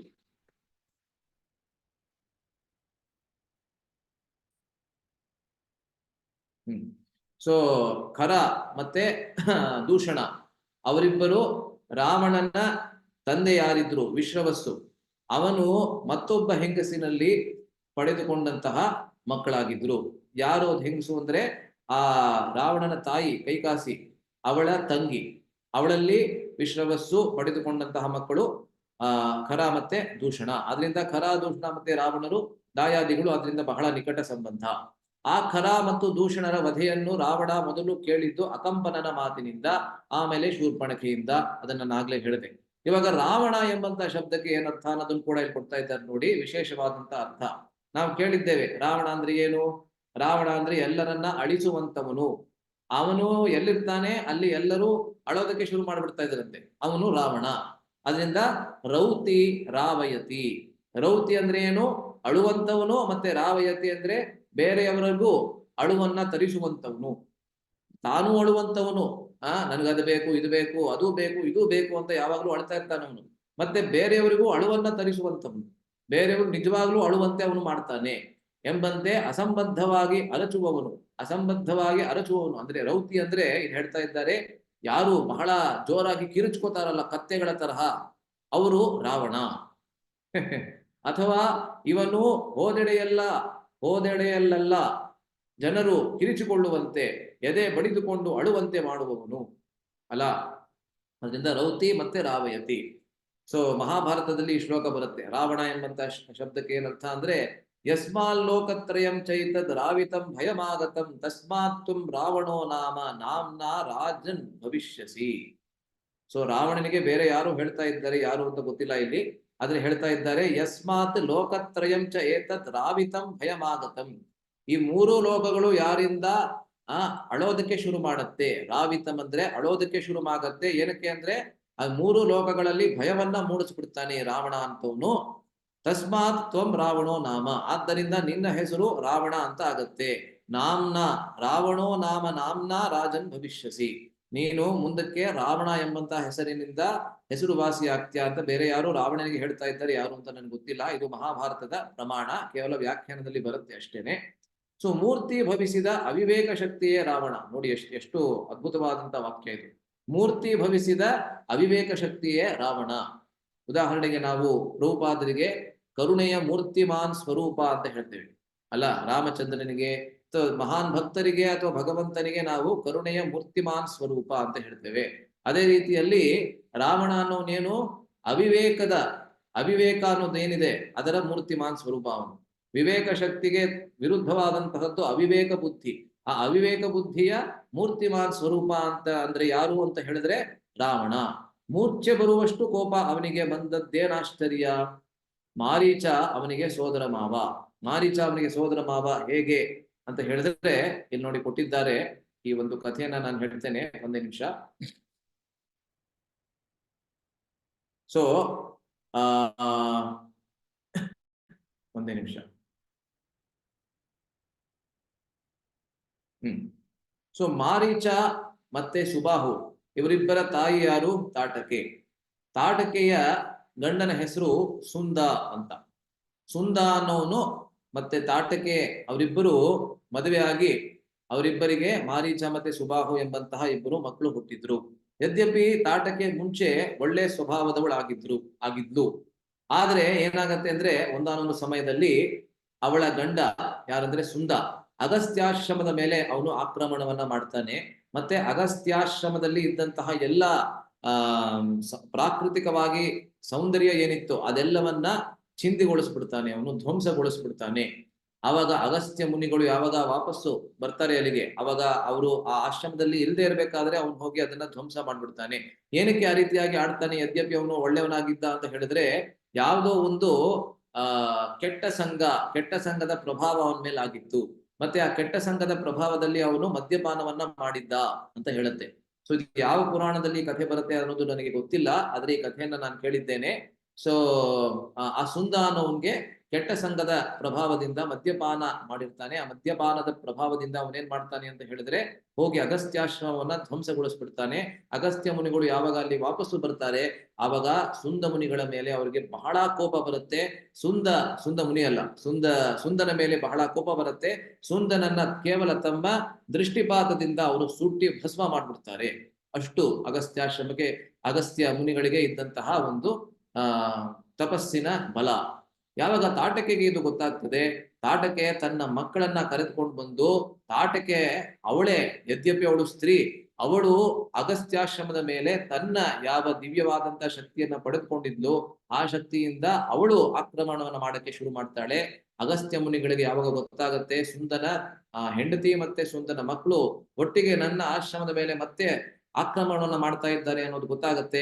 ಅವಾಗ ಮತ್ತೆ ಅವ್ರೇನ್ ಮಾಡ್ತಾರೆ ಅಂದ್ರೆ ಈ ಸತಿ ಅವರು ತಮ್ಮ ದೃಷ್ಟಿಪಾತದಿಂದ ಅವರನ್ನ ಭಸ್ಮ ಮಾಡೋದಿಲ್ಲ, ಆದ್ರೆ ಅವ್ರೇನ್ ಮಾಡ್ತಾರೆ ಅಂದ್ರೆ ಮೂರುವರು ಕೂಡ ಶಾಶ್ವತ ಕಾಲದವರೆಗೂ ನೀವು ರಾಕ್ಷಸ ಪ್ರವೃತ್ತಿಯವರು ಆಗ್ಬಿಡ್ತೀರಾ ಎಂಬುದಾಗಿ ಶಾಪವನ್ನ ಕೊಟ್ಬಿಡ್ತಾರೆ. ಸೊ ಅವರು ಮತ್ತೆ ಈ ಪ್ರದೇಶಕ್ಕೆ ನೀವು ಮತ್ತೆ ಯಾವತ್ತಾದ್ರೂ ಒಮ್ಮೆ ನೀವು ಬಂದ್ರೆ ತಕ್ಷಣ ನೀವು ಭಸ್ಮರಾಗ್ಬಿಡ್ತೀರಾ ಎಂಬುದಾಗಿ ಅವ್ರಿಗೆ ಶಾಪವನ್ನ ಕೊಟ್ಬಿಡ್ತಾರೆ. ಆವಾಗ ತಾಟಕೆಯಲ್ಲಿ ಈ ರೀತಿಯಾದಂತಹ ರಾಕ್ಷಸಿಯ ಪ್ರವೃತ್ತಿ ಅನ್ನೋದು ಬರ್ತದೆ. ಸೊ ಮಾರೀಚ ಮತ್ತೆ ಸುಬಾಹು ಅವರಿಬ್ಬರು ಅವಳ ಮಕ್ಕಳು. ಸೊ ಅವರು ಆ ಪ್ರದೇಶದಲ್ಲಿ ವಾಸ ಮಾಡೋದಕ್ಕೆ ಶುರು ಮಾಡ್ತಾರೆ. ಯಾವ ಪ್ರದೇಶದಲ್ಲಿ ಅಂತ ಹೇಳಿದ್ರೆ ವಿಶ್ವಾಮಿತ್ರರು ಎಲ್ಲಿ ತಪಸ್ಸನ್ನ ಮಾಡ್ತಾ ಇದ್ರು ಆ ಪ್ರದೇಶದಲ್ಲಿ. ಸೊ ಆ ಕಥೆ ಎಲ್ಲ ನಮ್ಗೆ ಗೊತ್ತಿದೆ, ಅದನ್ನ ಇವಾಗ ನಾನು ಹೇಳೋದಕ್ಕೆ ಹೋಗೋದಿಲ್ಲ. ಆದ್ರೆ ಹೇಗೆ ಮಾರೀಚ ಮತ್ತೆ ರಾವಣ ಅವರಿಬ್ಬರ ಸಂಬಂಧ ಹೇಗೆ ಅಂತ ಹೇಳಿದ್ರೆ, ಈ ಕೈಕಾಶಿ ಅನ್ನೋಳು ಯಾರಿದ್ಲು, ನಾವು ಹೇಳಿದೆ ರಾವಣನ ತಾಯಿಯ ಹೆಸರು ಕೈಕಾಶಿ ಅಂತ. ಆದ್ರೆ ಕೈಕಾಶಿಯ ತಾಯಿ ಹೆಸರೇನು? ತಾಟಕೆ ಅಲ್ವಾ? ತಾಟಕೆಯೇ 3 ಜನ ಮಕ್ಕಳಿದ್ದಿರು. ಯಾರು ಅಂದ್ರೆ ಮಾರೀಚ, ಸುಬಾಹು ಮತ್ತೆ ಕೈಕಾಶಿ. ಆ ಕೈಕಾಶಿಯನ್ನ ವಿಶ್ರವಸ್ಸು ಯಾರಿದ್ರು ಅವರು ಮದುವೆ ಮಾಡ್ಕೋತಾರೆ. ಮತ್ತೆ ಆ ವಿಶ್ರವಸ್ಸು ಮತ್ತೆ ಕೈಕಾಶಿಗೆ ಹುಟ್ಟಿದಂತವರು ಈ ರಾವಣ, ಕುಂಭಕರ್ಣ ಮತ್ತೆ ಇತರರು ಅಲ್ಲ, ವಿಭೀಷಣ ಮತ್ತೆ ಶೂರ್ಪಣಖೆ. ಅದರಿಂದ ಮಾರೀಚ ಅನ್ನೋನು ಏನಾಗ್ಬೇಕು ರಾವಣನಿಗೆ ಅಂತ ಹೇಳಿದ್ರೆ ಸ್ವಂತ ಸೋದರ ಮಾವ ಅಲ್ವಾ? ಸೊ ಸೋದರ ಮಾವನ ಸ್ಥಾನದಲ್ಲಿ ಇದ್ದಿದ್ರಿಂದಲೇ ಯಾವಾಗ ರಾವಣ ಸೀತೆಯ ಅಪಹರಣವನ್ನ ಮಾಡಬೇಕು ಅಂತ ಹೋಗಿ ಅವನ ಸಹಾಯವನ್ನ ಕೇಳ್ತಾನೆ, ಆವಾಗ ಮಾರೀಚ ಸಾಕಷ್ಟು ಬುದ್ಧಿಯನ್ನ ಹೇಳ್ತಾನೆ ಅಲ್ಲ. ರಾವಣನಿಗೆ ರಾಮನ ಬಗ್ಗೆ ಮೊದಲನೇ ಬಾರಿ ಅವನ ನಿಜವಾದಂತಹ ಶಕ್ತಿಯನ್ನ ಪರಿಚಯ ಮಾಡಿಸಿಕೊಟ್ಟಂತಹದ್ದು ಯಾರು ಅಂತ ಹೇಳಿದ್ರೆ ಈ ಮಾರೀಚ ಅಲ್ವಾ? ಸೊ ಅದನ್ನು ನಾವು ಮುಂದಕ್ಕೆ ನಾವಿವಾಗ ನೋಡಕ್ಕೆ ಹೊರಟಿದ್ದೇವೆ. ಸೊ ಇದು ಅವರಿಬ್ಬರ ನಡುವೆ ಇರ್ತಕ್ಕಂಥ ಸಂಬಂಧ. ಇವಾಗ ಮುಂದಿನ ಶ್ಲೋಕಕ್ಕೆ ನಾವು ಹೋಗೋಣ. ಇದು 46ನೆಯ ಶ್ಲೋಕ. ಅದನ್ನ ಒಂದು ಚರ್ಚೆ ಮಾಡಿ ಇವತ್ತು ನಾವು ವಿರಾಮವನ್ನು ಕೊಡ್ತೇವೆ. ಇದು 46ನೇ ಶ್ಲೋಕ. ಸೊ ಮತ್ತೊಬ್ರು ಯಾರಾದ್ರು ನನ್ನ ಹಿಂದೆ ಇವಾಗ ಉಚ್ಚಾರಣೆಯನ್ನ ಮಾಡಬಹುದು. ಯಾರು ಮಾಡ್ತೀರಾ ದಯವಿಟ್ಟು ಅನ್ಮ್ಯೂಟ್ ಮಾಡ್ಕೊಳ್ಳಿ. ಹರೇ ಕೃಷ್ಣ ಪ್ರಭು. ಉತ್ತರ ಮಾತಾಜಿನಾ? ಎಸ್, ಎಸ್ ನನ್ನಿಂದ ಹೇಳಿ. ವಾರಯ, ಒಂದ್ ನಿಮಿಷ, ಯಾವುದೋ ಒಂದು ತಪ್ಪಿದೆ ಅಂತ ಕಾಣುತ್ತೆ. ಒಂದೇ ನಿಮಿಷ, ಏನು ತಪ್ಪಿಲ್ಲ. ವಾರ್ಯಮಾಣಸ್ಸ ಬಹುಶೋ. ವಾರ್ಯಮಾಣಸ್ಸ ಬಹುಶೋ. ಓಕೆ, ಶಬ್ದವಾಗಿ ಮಾಡೋಣ. ವಾರ್ಯಮಾಣಃ. ವಾರ್ಯಮಾಣಃ. ಸ ಬಹುಶೋ. ಸ ಬಹುಶೋ. ಮಾರೀಚೇನ. ಮಾರೀಚೇನ. ಸಹ. ಸಹ. ರಾವಣಃ. ರಾವಣಃ. ನ. ನ. ವಿರೋಧಃ. ವಿರೋಧಃ. ಬಲವತಾ. ಬಲವತಾ. ಕ್ಷಮಃ. ಕ್ಷಮಃ. ರಾವಣ. ರಾವಣ. ತೇನ. ತೇನ. ತೇ. ತೇ. ಅನಾದೃತ್ಯ. ಅನಾದೃತ್ಯ. ತು. ತು. ತತ್. ತತ್. ವಾಕ್ಯಂ. ವಾಕ್ಯಂ. ರಾವಣಃ. ರಾವ. ಕಾಲಚೋದಿತಃ.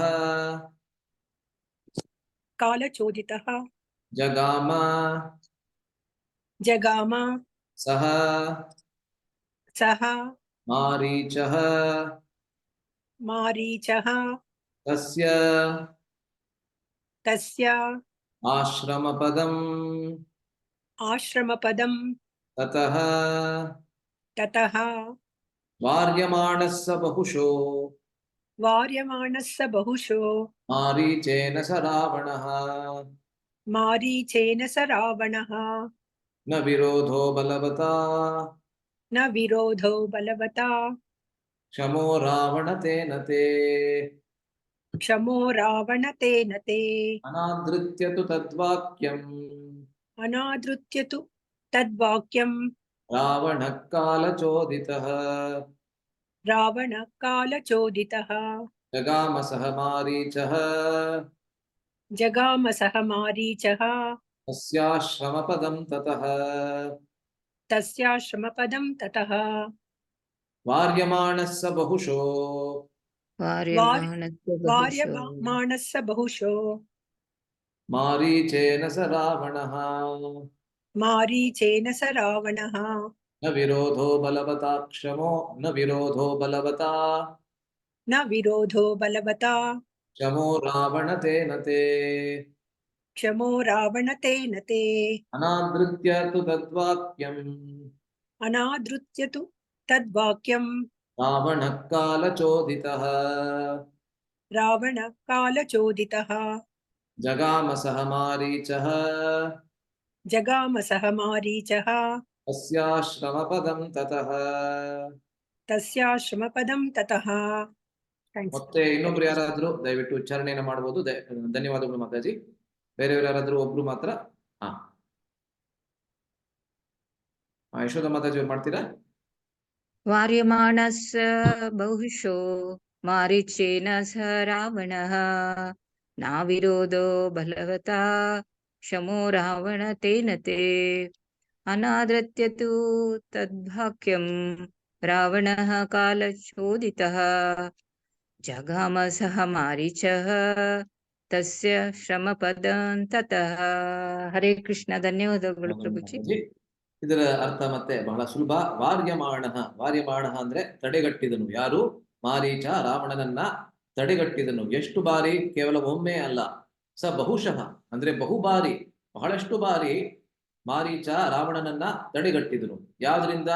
ಸೀತೆಯನ್ನ ಅಪಹರಿಸುವಂತಹದ್ದು ಬಹಳ ಹೀನಕಾರವಾದಂತಹ ಕೆಲಸ, ಬಹಳ ಹೇಡಿಯ ಕೆಲಸ ಅದು. ಮತ್ತೆ ಆ ರೀತಿಯಾದ ಕೆಲಸವನ್ನು ನೀನು ಮಾಡ್ಲೇಬಾರದು. ವಿಶೇಷವಾಗಿ ಸೀತೆಯ ಗಂಡನಾದಂತ ರಾಮಚಂದ್ರ, ಅವನ ಶಕ್ತಿ ಏನು ಅನ್ನೋದು, ಅವನ ಪರಾಕ್ರಮವನ್ನ ನಾನು ಕೇವಲ ಒಮ್ಮೆ ಮಾತ್ರ ಅಲ್ಲ, ಆದ್ರೆ ಎಷ್ಟೊಂದು ಬಾರಿ ಅದನ್ನ ನಾನು ನೋಡಿದ್ದೇನೆ. ಅದರಿಂದ ಇದನ್ನ ನೀನ್ ಮಾಡಬಾರ್ದು ಅಂತ ಮಾರೀಚ ರಾವಣನನ್ನ ತಡೆಗಟ್ಟಿದನು. ನ ವಿರೋಧೋ ಬಲವತ ಕ್ಷಮೋ ರಾವಣ ತೇನತೆ. ಏ ರಾವಣ, ದಯವಿಟ್ಟು ನೀನು ರಾಮನ ವಿರುದ್ಧ ಹೋಗೋದಕ್ಕೆ ಹೋಗಲೇಬೇಡ. ಯಾಕೆಂದ್ರೆ ರಾಮನು ಬಲವತ್ತಾದಂತವನು. ಅವನ ಬಲ ಏನು, ಅವನ ಪರಾಕ್ರಮ ಏನು ಅನ್ನೋದನ್ನ ನಾನು ನೋಡಿದ್ದೇನೆ, ನೀನು ನೋಡಿಲ್ಲ.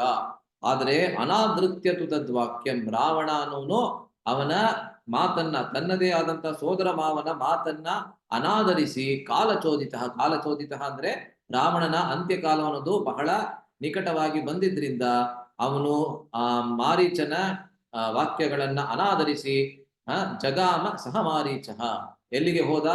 ರಾವಣ ಮಾರೀಚನ ಜೊತೆಗೆ ಹೋಗಿ ಆ ರಾಮಚಂದ್ರ ಪಂಚವಟಿಯಲ್ಲಿ ಎಲ್ಲಿ ತನ್ನ ಕುಟೀರನ್ನ ಮಾಡಿಕೊಂಡು ಅಲ್ಲಿ ಸೀತೆ ಮತ್ತೆ ಲಕ್ಷ್ಮಣನ ಜೊತೆಗೆ ವಾಸವನ್ನ ಮಾಡ್ತಾ ಇದ್ದ ಆ ಪ್ರದೇಶಕ್ಕೆ ರಾವಣ ಮಾರೀಚನನ್ನ ಕರೆದುಕೊಂಡು ಅಲ್ಲಿಗೆ ಹೋಗಿ ಅಲ್ಲಿ ಇಳಿದನು.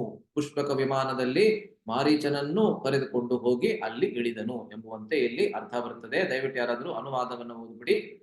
ಹೇಳೋ ರಾವಣನೇ, ಬಲಿಷ್ಠನೊಡನೆ ನಿನಗೆ ವಿರೋಧವು ಯುಕ್ತವಲ್ಲ ಎಂಬುದಾಗಿ ಮಾರೀಚನಿಂದ ಬಹು ಆವೃತ್ತಿ ರಾವಣನು ತಡೆಯಲ್ಪಟ್ಟರೂ ಕಾಲಚೋದಿತನಾದ ಆ ರಾವಣನು ಆ ಬುದ್ಧಿವಾದವನ್ನು ಅನುಧಾರಿಸಿ ಆಮೇಲೆ ಆ ಮಾರೀಚನೊಡನೆಯೇ ಆ ರಾಮಾಶ್ರಮಕ್ಕೆ ಹೋದನು. ಹರೇ ಕೃಷ್ಣ ಪ್ರಭುಜಿ. ಧನ್ಯವಾದಗಳು. ಆಶ್ರಮ ಪದಂ ಅಂದ್ರೆ ಯಾರ ಆಶ್ರಮ? ಅಂದ್ರೆ ರಾಮಚಂದ್ರನ ಆಶ್ರಮ. ಯದ್ಯಪಿ ಅಲ್ಲಿ ಯಾವುದೇ ಆಶ್ರಮವನ್ನ ಮಾಡ್ಕೊಂಡಿಲ್ಲ, ಆದ್ರೆ ರಾಮಚಂದ್ರ ಎಲ್ಲಿ ಹೋದರೂ ಅದು ಆಶ್ರಮವಾಗ್ಬಿಡ್ತದೆ. ಅದರಿಂದ ರಾಮಚಂದ್ರ ಯಾವ ಪ್ರದೇಶದಲ್ಲಿ? ಪಂಚವಟಿಯಲ್ಲಿ, ಇವತ್ತಿನ ನಾಸಿಕ ಪ್ರದೇಶ ಅಲ್ಲ. ನಿಮ್ಮಲ್ಲಿ ಎಷ್ಟೊಂದು ಜನ ಹೋಗಿರ್ತೀರಾ, ಬಹಳ ಸುಂದರವಾದಂತಹ ಪ್ರದೇಶ. ಹೋಗಿಲ್ಲ ಅಂದ್ರೆ ದಯವಿಟ್ಟು ಪಕ್ಕದಲ್ಲೇ ಮಹಾರಾಷ್ಟ್ರದಲ್ಲೇ ಇದೆ, ದಯವಿಟ್ಟು ಹೋಗ್ಬಿಟ್ಟು ಬನ್ನಿ. ಬಹಳ ಸುಂದರವಾದಂತಹ ಪ್ರದೇಶ. ಅಲ್ಲಿ ತ್ರಯಂಬಕ ಎಂಬಂತಹ ಒಂದು ಪರ್ವತ ಕೂಡ ಇದೆ. ಅದರ ಮೇಲಿಂದ ಸಮಸ್ತವಾದ ನಾಸಿಕ ಅನ್ನೋದು ಎಷ್ಟು ಸುಂದರವಾಗಿ ನಮ್ಗೆ ಕಾಣಿಸುತ್ತೆ. ಸೊ ಯಾರ್ಯಾರಲ್ಲಿಗೆ ಹೋಗಿಲ್ಲ, ನೀವು ಅಲ್ಲಿಗೆ ಹೋಗಿ ಒಂದು ಪ್ರಯಾಣವನ್ನ ಮಾಡಿ ಬರಬಹುದು, ಆಯ್ತಾ? ಸೊ ಇದ್ರ ಮೇಲೆ ಏನ್ ವ್ಯಾಖ್ಯಾನ ಇದೆ ಅದನ್ನ ನೋಡ್ಬಿಟ್ಟು ಇಲ್ಲಿ ವಿರಾಮವನ್ನ ಕೊಡೋಣ. ರಾವಣನಿಗೆ ಒಂದು ಕಾಲದಲ್ಲಿ ಒಡನಾಡಿಯಾಗಿದ್ದು ಅವನ ಅನೇಕ ಸಹಸ್ರ ಅಕೃತ್ಯಗಳಲ್ಲಿ ಪಾಲ್ಗೊಂಡಿದ್ದವನು ಮಾರೀಚ ಏನು ಸಾಧುವಾಗಿರ್ಲಿಲ್ಲ, ಇವಾಗ ಸಾಧುವಾಗಿದ್ದಾನೆ ಅವನು. ನೋಡಿ, ಇದರ ಪಿಕ್ಚರ್ ನಲ್ಲಿ ನೀವು ನೋಡ್ತಾ ಇದ್ದೀರಾ, ರಾವಣ ತನ್ನ 10 ತಲೆಗಳ ಜೊತೆಗೆ ಬಂದಿದ್ದಾನೆ. ಎಲ್ಲಿ? ಯಾವುದೋ ಋಷಿಮುನಿಯನ್ನ ಭೇಟಿ ಮಾಡಕ್ಕೆ ಬಂದಿಲ್ಲ, ಮಾರೀಚನನ್ನ ಭೇಟಿ ಮಾಡಕ್ ಬಂದಿರೋದು. ಆದ್ರೆ ಅಷ್ಟೊತ್ತಿಗೆ ಮಾರೀಚ ಋಷಿಮುನಿಗಳ ವೇಷವನ್ನ ಧರಿಸ್ಬಿಟ್ಟಿದ್ದ. ಏನಕ್ಕೆ ಅನ್ನೋದಕ್ಕೆ ಕಾರಣ ಇದೆ, ಅದನ್ನ ನೋಡೋಣ. ಈಗ ಇವನು ಋಷಿಯಾಗಿ ಸಾತ್ವಿಕ ಜೀವನ ನಡೆಸಲು ಬಯಸಿದ್ದ. ಒಂದೆರಡು ಸಲ ರಾಮಾಸ್ತ್ರದ ರುಚಿ ನೋಡಿದ್ದರಿಂದ ಈ ಪ್ರವೃತ್ತಿ ಅವನಲ್ಲಿ ಉಂಟಾಗಿದ್ದಿತು.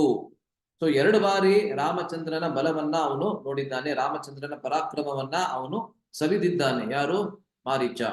ಮೊದಲನೇ ಬಾರಿ ಎಲ್ಲರಿಗೂ ಗೊತ್ತೇ ಇದೆ, ವಿಶ್ವಾಮಿತ್ರರ ಯಜ್ಞದ ಸಂರಕ್ಷಣೆಗೋಸ್ಕರ ರಾಮ ಮತ್ತೆ ಲಕ್ಷ್ಮಣರನ್ನ ಅವರು ಕರೆದೊಯ್ದು ಬಂದಾಗ, ಯಾವಾಗ ಅವರ ಯಜ್ಞದ ಸಂರಕ್ಷಣೆಗೋಸ್ಕರ ರಾಮ ಮತ್ತೆ ಲಕ್ಷ್ಮಣರು ಕಾವಲು ನಿಂತಿದ್ರು, ಆವಾಗ ಮಾರೀಚ ಮತ್ತೆ ಸುಬಾಹು ಬಂದು ಅಲ್ಲಿ ಎಲ್ಲಾ ರೀತಿಯಾದಂತಹ ಅಶುದ್ಧವಾದಂತಹ ಪರಿಕರಗಳನ್ನ, ಅಶುದ್ಧವಾದಂತಹ ವಸ್ತುಗಳನ್ನ ಅಲ್ಲಿ ಯಜ್ಞಕುಂಡದ ಮೇಲೆ ಅವರು ಬೀಳಿಸೋದಕ್ಕೆ ಅವರು ಪ್ರಯತ್ನವನ್ನ ಪಡ್ತಾರೆ.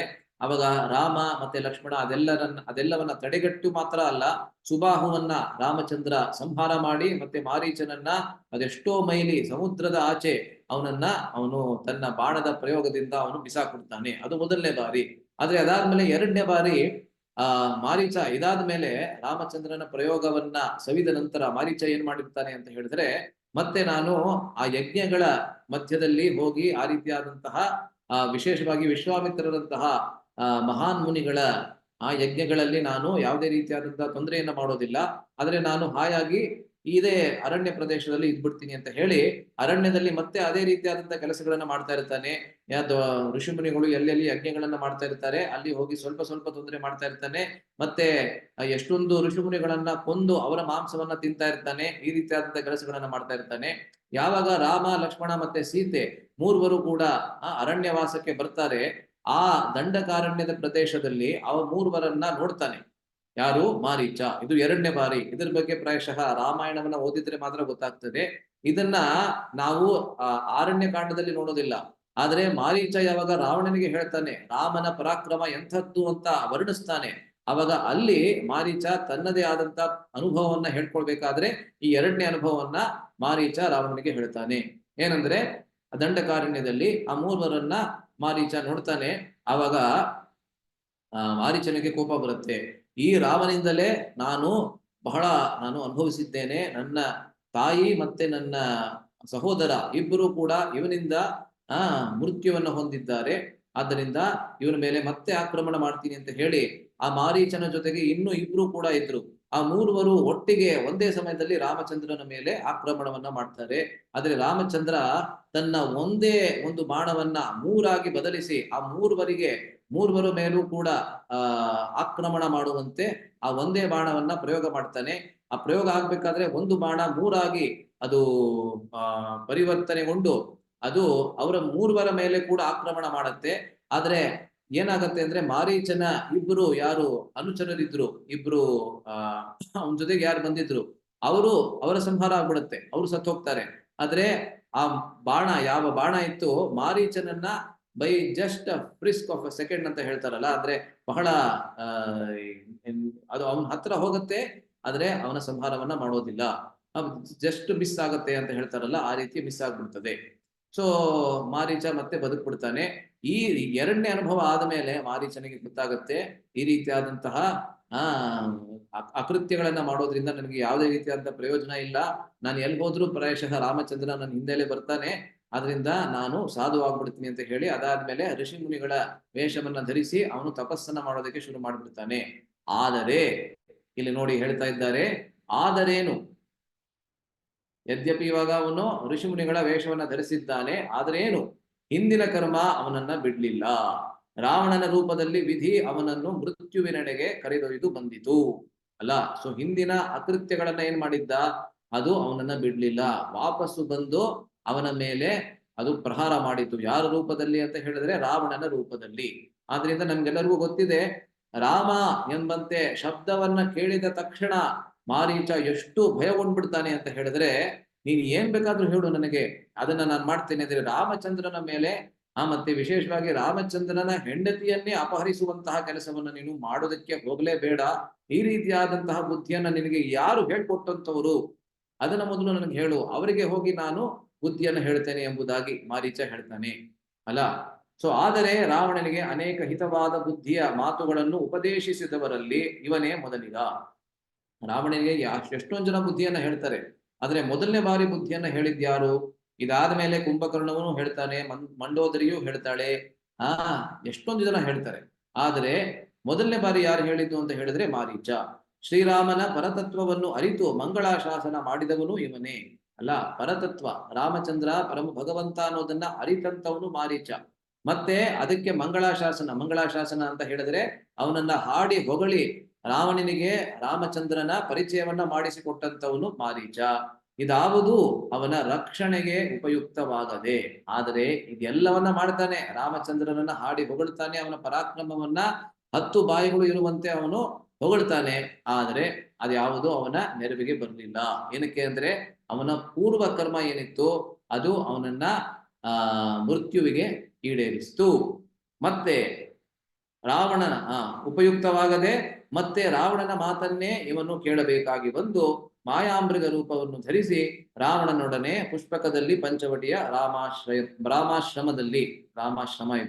ರಾಮಾಶ್ರಮದಲ್ಲಿ ಬಂದು ಇಳಿಯುತ್ತಾನೆ. ಆಯ್ತಾ, ಅದು ಕಥೆ ಅಷ್ಟೇ. ಸೊ ಇವತ್ತು ನಾವು ಈ 2 ಪ್ರಸಂಗಗಳನ್ನು ನಾವು ಚರ್ಚೆ ಮಾಡಿದ್ವಿ. ಮೊದಲನೇ ಪ್ರಸಂಗ ಯಾವುದು ಅಂತ ಹೇಳಿದ್ರೆ ಜನಸ್ಥಾನದಲ್ಲಿ 14,000 ರಾಕ್ಷಸರನ್ನ, ಖರ ಮತ್ತೆ ದೂಷಣರನ್ನ ಮೊದಲುಗೊಂಡಂತಹ 14 ರಾಕ್ಷಸರನ್ನ ರಾಮಚಂದ್ರ ಒಬ್ಬನೇ ಒಂದೇ ಮುಹೂರ್ತದಲ್ಲಿ ಅಂದ್ರೆ 48 ನಿಮಿಷಗಳಲ್ಲಿ ಮಾತ್ರ ಸಂಹಾರ ಮಾಡ್ತಾನೆ. ಅದು ಮೊದಲನೇ ಪ್ರಸಂಗ. ಎರಡನೇ ಪ್ರಸಂಗ ಯಾವಾಗ ಈ ಒಂದು ಸುದ್ದಿ, ಈ ಒಂದು ವಿಷಯ ರಾವಣನಿಗೆ ಮುಟ್ಟತ್ತೆ, ರಾವಣನಿಗೆ ಮೂರ್ಛೆ ಹೋಗುವಷ್ಟು ಕೋಪ ಬರುತ್ತೆ. ಅದಾದ್ಮೇಲೆ ತನ್ನ ಸೋದರ ಮಾವನಾದಂತಹ ಮಾರೀಚನ ಸಹಾಯವನ್ನ ಪಡೆಯುತ್ತಾನೆ. ಏನಕ್ಕೆ? ಸೀತಾಪಹರಣಕ್ಕೋಸ್ಕರ ತನ್ನ ಸೋದರ ಮಾವನಾದಂತಹ ಮಾರೀಚನ ಸಹಾಯವನ್ನ ಪಡೆಯುತ್ತಾನೆ. ಮಾರೀಚ ಯದ್ಯಪಿ ಅವನಿಗೆ ಇದು ಇಷ್ಟ ಇರಲಿಲ್ಲ, ಒಂಚೂರು ಇಷ್ಟ ಇರಲಿಲ್ಲ ಈ ರೀತಿಯಾದಂತಹ ಸಹಾಯವನ್ನ ಮಾಡೋದಕ್ಕೆ ರಾವಣನಿಗೆ. ಆದರೆ ಆ ಒಂದು ಸಮಯದಲ್ಲಿ ರಾವಣನ ಕೈಯಿಂದ ಸಾಯುವುದಕ್ಕಿಂತ ರಾಮಚಂದ್ರನ ಕೈ ಬಾಣದಿಂದ ಸಾಯುವುದೇ ಮೇಲು ಅಂತ ಹೇಳಿ ಅವನು ಇದಕ್ಕೆ ಒಪ್ಕೊಂಡ್ಬಿಡ್ತಾನೆ. ಇಷ್ಟು ನಾವು ಚರ್ಚೆ ಮಾಡಿದ್ವಿ. ಮುಂದಕ್ಕೆ ನಾವು ಸೀತಾಪಹರಣದ ವಿಷಯದಲ್ಲಿ ನಾವು ಚರ್ಚೆಯನ್ನ ಮಾಡ್ತೇವೆ. ಸೊ ಮುಂದಕ್ಕೆ ನಾವು ಏನ್ ಚರ್ಚೆ ಮಾಡ್ತೇವೆ ಅನ್ನೋದು ಬಹಳ ಮುಖ್ಯವಾಗಿರ್ತಕ್ಕಂಥ ವಿಷಯ. ಯಾಕೆಂದ್ರೆ ಅದರಲ್ಲಿ ಒಂದಷ್ಟು ಗೂಢಾರ್ಥಗಳು ಅಡಗಿದೆ. ಹೇಗೆ ನಾವು ಇವತ್ತು ಕೂಡ ಒಂದು ರಹಸ್ಯವನ್ನ ನೋಡಿದ್ವಿ. ಏನಂದ್ರೆ ಸೀತೆಯನ್ನವಳು ರಾಮಚಂದ್ರನ ಪ್ರತಿಜ್ಞೆಯನ್ನ ನೆರವೇರಿಸೋದಕ್ಕೆ ಒಂದು ಬಹಳ ಉತ್ತಮವಾದಂತಹ ಪಾತ್ರವನ್ನ ವಹಿಸ್ತಾಳೆ, ಭೂಮಿಕೆಯನ್ನ ಅವಳು ನಿರ್ವಹಿಸ್ತಾಳೆ ಎಂಬುದನ್ನ ನಾವು ನೋಡಿದ್ವಿ. ಅದೇ ರೀತಿಯಲ್ಲಿ ಈ ಸೀತಾಪಹರಣದಲ್ಲಿ ಸೀತೆ ಅನ್ನೋಳು ಒಬ್ಬ ಜೀವಿ. ಮಾರೀಚ ಯಾರಿದ್ದಾನೆ ಅವನು ಮಾಯೆಯ ಸ್ವರೂಪ. ಹೇಗೆ ಜೀವಿ ಅನ್ನೋಳು ತನ್ನ ಪಕ್ಕದಲ್ಲೇ ಭಗವಂತನನ್ನ ಇಟ್ಕೊಂಡಿದ್ರೂ ಕೂಡ ಆ ಜೀವಿ ಏನ್ ಮಾಡ್ತಾನೆ ಅಂತ ಹೇಳಿದ್ರೆ ಅವನು ಮಾಯೆಗೆ ಆಕರ್ಷಿತನಾಗ್ತಾನೆ ಅಲ್ವಾ. ನಾವು ಯದ್ಯಪಿ ದೇವಸ್ಥಾನದಲ್ಲೂ ಕೂಡ ಇರಬಹುದು, ದೇವಸ್ಥಾನದಲ್ಲಿ ಭಗವಂತನ ಮಡಿಲಲ್ಲೇ ಇರ್ಬೋದು ನಾವು, ಆದರೂ ಕೂಡ ಮಾಯೆಯ ಆಕರ್ಷಣೆ ಎಷ್ಟು ಪ್ರಬಲವಾದಂತಹದ್ದು ಅಂತ ಹೇಳಿದ್ರೆ ದೇವಸ್ಥಾನದ ಮಡಿಯಲ್ಲಿ ಇದ್ರೂ ಕೂಡ ಮಾಯೆಗೆ ನಾವು ಆಕರ್ಷಿತರಾಗಬಹುದು ಅಲ್ಲ. ಸೊ ಆವಾಗ ಗುರುವಿನ ಪಾತ್ರ ಏನು? ಗುರು ಯಾರು ಇಲ್ಲಿ? ಯಾರಾದ್ರೂ ಹೇಳ್ತೀರಾ? ನಾನು ಹೇಳಿದೆ ಸೀತೆ ಜೀವ ಸ್ವರೂಪ, ಅದು ಜೀವ ಅಲ್ಲ, ಆದ್ರೆ ಜೀವ ಸ್ವರೂಪ. ಇದರಲ್ಲಿ ಈ ಕಥೆಯಲ್ಲಿ ಮಾತ್ರ ಒಂದು ಅದಕ್ಕೆ ಎಲ್ಲರಿಗೂ ಪಾಠವನ್ನ ತಿಳಿಸಿ ಹೇಳ್ಬೇಕು ಅಂತ ಒಂದು ಅದ್ಭುತವಾದಂತಹ ದೃಷ್ಟಾಂತವನ್ನ ಕೊಡ್ತಾರೆ. ಸೀತೆ ಜೀವ ಸ್ವರೂಪಿ ಅಂತ ಹೇಳ್ತಾರೆ ಅಷ್ಟೇ, ಜೀವ ಅಲ್ಲ. ಆದ್ರೂ ಕೂಡ ಈ ಒಂದು ಸಂದೇಶವನ್ನ ತಲುಪಿಸೋದಕ್ಕೆ ಹೇಳ್ತಾರೆ ಸೀತೆ ಜೀವ ಸ್ವರೂಪಿ. ರಾಮಚಂದ್ರ ಭಗವಂತ. ರಾಮಚಂದ್ರ ಸೀತೆಯ ಪಕ್ಕದಲ್ಲೂ ಇದ್ರೂ ಕೂಡ ಆ ಸೀತೆ ಮಾಯಾಮೃಗ ಅಂದ್ರೆ ಮಾರೀಚ, ಮಾಯಾಮೃಗದ ರೂಪದಲ್ಲಿ ಬಂದಿದ್ದಾನೆ. ಆ ಮಾರೀಚನೆಂಬಂತಹ ಮಾಯೆಗೆ ಅವಳು ಆಕರ್ಷಿತಳಾಗ್ತಾ ಇದ್ದಾಳೆ. ಅದೇ ರೀತಿಯಲ್ಲಿ ನಾವು ಕೂಡ ಪಕ್ಕದಲ್ಲೇ ಭಗವಂತ ಇಟ್ಕೊಂಡಿದ್ರು ಕೂಡ ನಾವು ಮಾಯೆಗೆ ಆಕರ್ಷಿತರಾಗ್ತಾ ಇದ್ದೇವೆ. ಹಾಗಾದ್ರೆ ಆ ಕಥೆಯಲ್ಲಿ ಗುರು ಅನ್ನೋರು ಯಾರು ಅನ್ನೋದು ನನ್ನ ಪ್ರಶ್ನೆ. ಯಾರಾದ್ರೂ ಹೇಳ್ತೀರಾ? ಇದು ಕೊನೆಯ ಪ್ರಶ್ನೆ, ಇದರ ಜೊತೆಗೆ ನಾವು ಮುಗಿಸ್ಕೊಳ್ಳೋಣ. ಯಾರು ಗುರು? ಗುರುವಿನ ಸ್ವರೂಪ ಸರಳವಾದಂತಹ ಪ್ರಶ್ನೆ ಅಲ್ಲ. ಸೊ ಲಕ್ಷ್ಮಣ ಯಾವಾಗ ಮಾರೀಚನನ್ನ ನೋಡ್ತಾನೆ ಅಂದ್ರೆ ಮಾಯಾಮೃಗವನ್ನ ನೋಡ್ತಾನೆ, ತಕ್ಷಣ ಲಕ್ಷ್ಮಣನಿಗೆ ಗೊತ್ತಾಗ್ಬಿಡ್ತದೆ. ಅವನು ಸ್ಪಷ್ಟವಾಗಿ ಹೇಳಿಯೂ ಬಿಡ್ತಾನೆ, ಇದು ಸಾಮಾನ್ಯವಾದಂತಹ ಜಿಂಕೆಯ ತರಹ ಕಾಣಿಸ್ತಾ ಇಲ್ಲ. ಏಕೆಂದ್ರೆ ನೋಡಿ, ಜಿಂಕೆಗಳು ಯಾವಾಗ್ಲೂ ಜಿಂಕೆಗಳ ಜೊತೆಗೆ ಇರ್ತದೆ. ಆದ್ರೆ ಈ ಜಿಂಕೆ ಪ್ರತ್ಯೇಕವಾಗಿ ಬೇರೆ ಯಾವುದೇ ಜಿಂಕೆಯ ಜೊತೆಗೆ ಇಲ್ಲದೆ ಅದೇ ಸ್ವಚ್ಛಂದವಾಗಿ ಒಬ್ಬಂಟಿಯಾಗಿ ಓಡಾಡ್ತಾ ಇದೆ. ಅದನ್ನ ನೋಡಿದ್ರೆ ಗೊತ್ತಾಗತ್ತೆ ಇದು ಬೇರೆ ಯಾವುದೋ ರಾಕ್ಷಸ ಜಿಂಕೆಯ ರೂಪದಲ್ಲಿ ಬಂದಿದ್ದಾನೆ. ಅಷ್ಟು ಮಾತ್ರ ಅಲ್ಲ, ಲಕ್ಷ್ಮಣ ಹೇಳ್ಬಿಡ್ತಾನೆ ಪ್ರಾಯಶಃ ಮಾರೀಚನೇ ಈ ರೂಪದಲ್ಲಿ ಬಂದಿದ್ದಾನೆ ಅನ್ನೋದನ್ನ ಕೂಡ ಹೇಳ್ಬಿಡ್ತಾನೆ. ಇದು ಗುರುವಿನ ಸ್ಥಾನ. ಗುರು ಅನ್ನೋರು ಏನ್ ಮಾಡ್ತಾನೆ ಅಂದ್ರೆ ಭಗವಂತ ಅನ್ನೋನ್ ಯಾರು, ಮತ್ತೆ ಮಾಯ ಅನ್ನೋದು ಏನು, ಮತ್ತೆ ಯಾರ ಕಡೆಗೆ ನಾವು ಆಕರ್ಷಿತರಾಗ್ಬೇಕು, ಮತ್ತೆ ಯಾರ ಭಗವಂತನ ಕಡೆಗೆ ನಾವು ಆಕರ್ಷಿತರಾಗಬೇಕಾದ್ರೆ ನಾವು ಯಾವ ಯಾವ ಮಾರ್ಗವನ್ನ ನಾವು ಅನುಸರಿಸಬೇಕು ಅನ್ನೋದನ್ನ ನಮ್ಗೆ ಹೇಳಿಕೊಡುವಂತಹವರು ಗುರು. ಆದರೆ ಜೀವಿ ಅದನ್ನ ಕೇಳಬಹುದು ಅಥವಾ ತನ್ನ ಮನಸ್ಸನ್ನೇ ಕೇಳಬಹುದು. ಹೇಗೆ ಸೀತೆ ಲಕ್ಷ್ಮಣನ ಮಾತನ್ನ ಕೇಳಿದರೂ ಕೂಡ ಅದನ್ನ ನಿರಾಕರಿಸಿ, ಆದ್ರೂ ಕೂಡ ಅವನು ಮಾರೀಚನಾಗಿದ್ರು ಕೂಡ ಪರವಾಗಿಲ್ಲ, ನನಗೆ ಆ ಒಂದು ಜಿಂಕೆ ಬೇಕು ಅಂತ ಹೇಗೆ ಹಠ ಮಾಡ್ತಾಳೆ, ಅದೇ ರೀತಿಯಲ್ಲಿ ನಾವೆಲ್ಲರೂ ಕೂಡ ಮಾಡ್ತಾ ಇದ್ದೇವೆ. ಭಗವಂತನನ್ನ ನಮ್ಮ ಪಕ್ಕದಲ್ಲೇ ಇಟ್ಕೊಂಡಿದ್ರು ಕೂಡ ನನಗೆ ಆ ಕಾರ್ ಬೇಕು, ನಾನು ಅಮೆರಿಕಾಗ್ ಹೋಗ್ಬೇಕು, ಅಲ್ಲಿ ಹೋಗ್ಬೇಕು, ಇಲ್ಲಿ ಹೋಗ್ಬೇಕು ಅಂತ ನಾವು ಹಠ ಮಾಡ್ತಾ ಇದ್ದೇವಲ್ಲ, ಇದು ಸೀತೆ ಮಾಡಿದ ಹಠದ ತರಹ ಅಂತ ಒಂದು ವ್ಯಾಖ್ಯಾನ. ಆಯ್ತಾ? ಅದನ್ನ ನಾವು ಮುಂದಿನ ಬಾರಿ ನಾವು ನೋಡ್ತೇವೆ. ನಾಳೆಯಿಂದ ನಾವು ಒಂದು ವಾರದವರೆಗೆ ನಾವು ಯಾತ್ರೆ ಮೇಲೆ ಹೋಗ್ತಾ ಇದ್ದೇವೆ, ದಕ್ಷಿಣ ಭಾರತದ ಯಾತ್ರೆಗೆ. ಅದರಿಂದ ನಾವು ಮುಂದಿನ ಮಂಗಳವಾರ ಮತ್ತೆ ನಾವು ಭೇಟಿ ಮಾಡ್ತೇವೆ. ಯಾರ್ಯಾರು ಸೇರಿದ್ದೀರಾ ಎಲ್ಲರಿಗೆ ಬಹಳ ಧನ್ಯವಾದಗಳು. ಹರೇ ಕೃಷ್ಣ. ಯಾವ್ದಾದ್ರು ಪ್ರಶ್ನೆ ಅಥವಾ ಟೀಕೆ ಟಿಪ್ಪಣಿ ಇದ್ದಲ್ಲಿ ನೀವು ಕೇಳಬಹುದು ಅಥವಾ ಮಾಡಬಹುದು. ಇಲ್ಲವಾದಲ್ಲಿ ಮುಂದಿನ ಮಂಗಳವಾರ ನಾವು ಮತ್ತೆ ಸೇರಿ ನಮ್ಮ ಚರ್ಚೆಯನ್ನ ಮುಂದುವರಿಸ್ತೇವೆ. ಹರೇ ಕೃಷ್ಣ. ಹರೇ ಕೃಷ್ಣ ಪ್ರಭುಜಿ. ಹರೇ ಕೃಷ್ಣ. ಹರೇ ಕೃಷ್ಣ ಪ್ರಭು. ಯಾರಿಗಾದ್ರೆ ಹರೇ ಕೃಷ್ಣ ಪ್ರಭುಜಿ ಪ್ರಭು. ದಂಡವತ್ ಪ್ರಣಾಮ್. ಹರೇ ಕೃಷ್ಣ ಪ್ರಭು. ಹೇಳಿ. ಪ್ರಭು, ತ್ರಿಜಟ ವಿಭೂಷಣ್ ಅವರ ತಂಗಿ ಅಲ್ವಾ ಪ್ರಭು? ವಿಭೀಷಣನ ಮಗಳು. ಮಗಳು. ಓ, ಓಕೆ ಓಕೆ. ಹರೇ ಕೃಷ್ಣ ಪ್ರಭು, ಗೊತ್ತಾಯ್ತು. ಧನ್ಯವಾದಗಳು. ಹರೇ ಕೃಷ್ಣ ಪ್ರಭು. ಹರೇ ಕೃಷ್ಣ ಪ್ರಭು. ಕೃಷ್ಣಾವತಾರದಲ್ಲಿ ಎಲ್ಲ ರಾಕ್ಷಸರಿಗೆ ಲಿಬರೇಷನ್ ಸಿಗತ್ತಲ್ಲ ಪ್ರಭು, ಇಲ್ಲಿ ರಾಮಾವತಾರದಲ್ಲೂ ಭಗವಂತನೇ ರಾಕ್ಷಸರನ್ನ ಸಂಹಾರ ಮಾಡೋದ್ರಿಂದ ಅವ್ರಿಗೆಲ್ರಿಗೂ ಮೋಕ್ಷ ಸಿಗತ್ತಾ, ಹೇಗೆ ಪ್ರಭು? ಸಾಮಾನ್ಯವಾಗಿ ರೂಪ ಗೋಸ್ವಾಮಿ ಅವರು ಹೇಳೋದು ಏನು ಅಂತ ಹೇಳಿದ್ರೆ, ಕೃಷ್ಣ ಸಂಹಾರ ಮಾಡಿದಾಗ ಮಾತ್ರ ಮುಕ್ತಿ ಪ್ರದೇತ ಸರ್ವೇಷಾಂ ವಿಷ್ಣುರೇವನ ಸಂಶಯ ಹತ ಅರಿಗತಿದಾಯಕ. ಸೊ ಕೃಷ್ಣನ 64 ಗುಣಗಳಲ್ಲಿ ಒಂದು ಗುಣ ಯಾವುದು ಅಂತ ಹೇಳಿದ್ರೆ ಹತ ಅರಿಗತಿದಾಯಕ. ಹಾಗಂದ್ರೆ ಏನು ಅಂತ ಹೇಳಿದ್ರೆ, ಅರಿ ಅಂದ್ರೆ ಶತ್ರುವನ್ನ ಹತ್ಯೆ ಮಾಡಿದ ನಂತರ, ಸಂಹಾರ ಮಾಡಿದ ನಂತರ ಅವರಿಗೆ ಅವರ ಗತಿಯನ್ನ ನೀಡುವಂತವನು ಕೃಷ್ಣ. ಸೊ ಸಾಮಾನ್ಯವಾಗಿ ನಮ್ಮ ಕೃಷ್ಣ ಭಾವನೆಯ ಯಾವ ಸಿದ್ಧಾಂತ ಇದೆ, ಇದರ ಪ್ರಕಾರ ಕೃಷ್ಣ ಕೊಂದಾಗ ಮಾತ್ರ, ಕೃಷ್ಣ ಸಂಹಾರ ಮಾಡಿದಾಗ ಮಾತ್ರ ಅವರಿಗೆ ತಮ್ಮ ಗತಿ ದೊರಕತ್ತೆ. ಅದಕ್ಕಿಂತ ಮುಂಚೆ ಯಾವ ಅವತಾರಗಳು ಸಂಹಾರವನ್ನ ಮಾಡ್ತವೆ, ಅವಾಗ ಆ ಒಂದು ರಾಕ್ಷಸರಿಗೆ ಕೇವಲ ಸಾಯುಜ್ಯ ಮುಕ್ತಿ ಮಾತ್ರ ಸಿಗ್ತದೆ, ಆದರೆ ವಾಪಸ್ಸು ತಮ್ಮ ಸ್ವರೂಪ ಅವರಿಗೆ ಸಿಗೋದಿಲ್ಲ ಅನ್ನೋದು ನಮ್ಮ ಕೃಷ್ಣ ಭಾವನೆಯ ಸಿದ್ಧಾಂತ. ಸೊ ಪ್ರಾಯಶಃ ರಾಮಚಂದ್ರನ ಸಂಹಾರದಿಂದ ಅವರೆಲ್ಲರಿಗೆ ಸಾಯುಜ್ಯ ಮುಕ್ತಿ ಸಿಕ್ಕಿತೇನೋ ಪ್ರಾಯಶಃ. ಆದರೆ ಅವರು ವಾಪಸ್ ಬರಬೇಕಾಯಿತು ಯಾವಾಗ? ಕೃಷ್ಣನ ಲೀಲೆಯಲ್ಲಿ ಅವರೆಲ್ಲರೂ ವಾಪಸ್ಸು ಬಂದು ತಮ್ಮ ತಮ್ಮ ಭೂಮಿಕೆಯನ್ನ ನಿರ್ವಹಿಸ್ತಾರೆ. ಅದಾದ್ಮೇಲೆ ಕೃಷ್ಣ ಮತ್ತೆ ಅವರ ಸಂಹಾರವನ್ನ ಮಾಡಿದ ನಂತರ ಅವರು ತಮ್ಮ ಸ್ವರೂಪವನ್ನ ಪಡ್ಕೋತಾರೆ ಅನ್ನೋದು ನಮ್ಮ ಸಿದ್ಧಾಂತ. ಧನ್ಯವಾದ. ಆಯ್ತಾ? ಬೇರೆ ಯಾವ್ದಾದ್ರು ಪ್ರಶ್ನೆ ಇದೆಯಾ ಯಾರಿಗಾದ್ರು? ಪ್ರಭುಜಿ, ರಾವಣನ ತಾಯಿ ಕೇಕಸಿ ಅಲ್ವಾ ಪ್ರಭುಜಿ? ಹೌದು ಪ್ರಭುಜಿ, ಅದ್ರಲ್ಲಿ ವ್ಯಾಖ್ಯಾನದಲ್ಲಿ 3 ಜನದ ಹೆಸರು ಬರುತ್ತಲ್ಲ, ಅಲ್ಲಿ ರಾವಣನ ತಾಯಿ ಹೆಸರು ಬೇರೆ ಇತ್ತಲ್ಲ ಪ್ರಭುಜಿ? ಅಲ್ಲ, ನಾನು ಅದನ್ನ ಬೇರೆಯಾಗಿ ಪ್ರೊನೌನ್ಸ್ ಮಾಡಿದೆ ಅಷ್ಟೇನೆ. ಅದರ ಉಚ್ಚಾರಣೆ 2 ತರದಲ್ಲಿ ಮಾಡ್ತಾರೆ. ಕೈಕಸಿ ಅಂತ ಮಾಡ್ತಾರೆ, ಕೇಕಸಿ ಅಂತ ಮಾಡ್ತಾರೆ, ಮತ್ತೊಬ್ರು ಕೈಕಾಸಿ ಅಂತ ಕೂಡ ಮಾಡ್ತಾರೆ. ಸೊ ಹೆಚ್ಚಾಗಿ ಕೈಕಾಸಿ ಅಂತ ಹೇಳೋದ್ರಿಂದ ನಾನು ಬೇರೆ ಬರ್ದಿತ್ತು ಪ್ರಭುಜಿ, ಅದು ಬೇರೆ ಬರ್ದಿತ್ತು. ಪುಷ್ಪ ಏನೋ ಬೇರೆ ಬರ್ದಿತ್ತು ಪ್ರಭುಜಿ. ಹೌದಾ? ಹೌದು ಪ್ರಭುಜಿ. ಒಂದೇ ನಿಮಿಷ. ಪುಷ್ಪೋತ್ಕಟೆ ಅಂತ ಬರ್ದಿತ್ತು ಅಲ್ವಾ? ಪುಷ್ಪೋತ್ಕಟೆ. ಆ ಪುಷ್ಪೋತ್ಕಟೆಯಿಂದ ರಾವಣ ಮತ್ತೆ ಕುಂಭಕರ್ಣ ಆ ರೀತಿ ನಾವು ಬರ್ದಿದ್ವಿ ಅಲ್ಲ. ಸೊ ಪ್ರಾಯಶಃ ಅದು ನನ್ಗನ್ಸೋ ಹಾಗೆ ಪುಷ್ಪೋತ್ಕಟೆ ಮತ್ತೆ ಕೈಕಾಸಿ ಅಥವಾ ಕೈಕಸಿ ಅಂತ ಏನ್ ಹೇಳ್ತೀವಿ, ಅವರಿಬ್ರು ಒಬ್ರೇ ಅಂತ ಕಾಣುತ್ತೆ. ನನಗೂ ಆ ಒಂದು ಪ್ರಶ್ನೆ ಇತ್ತು ನನಗೆ. ಆಮೇಲೆ ನಾನು ಅದ್ರ ಬಗ್ಗೆ ಏನು ನಾನು ಓದಿಲ್ಲ, ಆದ್ರೆ ನನ್ಗನ್ಸೋ ಹಾಗೆ ಅವರಿಬ್ರು ಒಬ್ರೇ ಅಂತ ಕಾಣುತ್ತೆ. ಎಷ್ಟೊಂದ್ಸತಿ ಒಬ್ರಿಗೆ ಎಷ್ಟೊಂದು ಹೆಸರುಗಳಿರುತ್ತೆ ಅಲ್ಲ, ಆ ರೀತಿ ಇದ್ದಿರಬಹುದು ನನಗನ್ಸೋ ಹಾಗೆ. ಆದ್ರೆ ನಾನು ಇನ್ನೊಂದ್ಸತಿ ನಾನು ಯಾರಿಗಾದ್ರು ಕೇಳ್ಬಿಟ್ಟು ನಾನು ಮತ್ತೆ ಮುಂದಿನ ಬಾರಿ ನಾನು ಭೇಟಿಯಾದಾಗ ಅದನ್ನ ಹೇಳ್ತೇನೆ. ಹರೇ ಕೃಷ್ಣ ಪ್ರಭು. ರಾವಣನ ತಂದೆ ಹೆಸರು ಏನ್ ಹೇಳಿದ್ರಿ ಪ್ರಭು? ವಿಶ್ರವಸ್ಸು ಮುನಿ. ಅವರು ಬ್ರಾಹ್ಮಣರಾಗ್ತಾರೆ. ಬ್ರಾಹ್ಮಣರು ಮಾತ್ರ ಅಲ್ಲ, ಅವರು ಋಷಿ ಆಗಿದ್ರು. ಋಷಿಗಳು. ಓಕೆ, ಹಾಗಾದ್ರೆ ಸೊ 8:10 ಆಗಿದೆ ಆಗ್ಲೇ. ಅದರಿಂದ ಇವಾಗ ನಾವು ವಿರಾಮವನ್ನ ಕೊಡ್ತಾ ಇದ್ದೇವೆ. ಮುಂದಿನ ಮಂಗಳವಾರ ಮತ್ತೆ ಭೇಟಿಯಾಗಿ ನಮ್ಮ ಚರ್ಚೆಯನ್ನು ಮುಂದುವರಿಸ್ತೇವೆ. ಎಲ್ಲರಿಗೆ ಬಹಳ ಧನ್ಯವಾದಗಳು. ಹರೇ ಕೃಷ್ಣ. ಶ್ರೀಮದ್ ವಾಲ್ಮೀಕಿ ರಾಮಾಯಣಂ ಕಿ ಜೈ, ಶ್ರೀಲ ಪ್ರಭುಪಾದ ಕಿ ಜೈ. ಹರೇ ಕೃಷ್ಣ.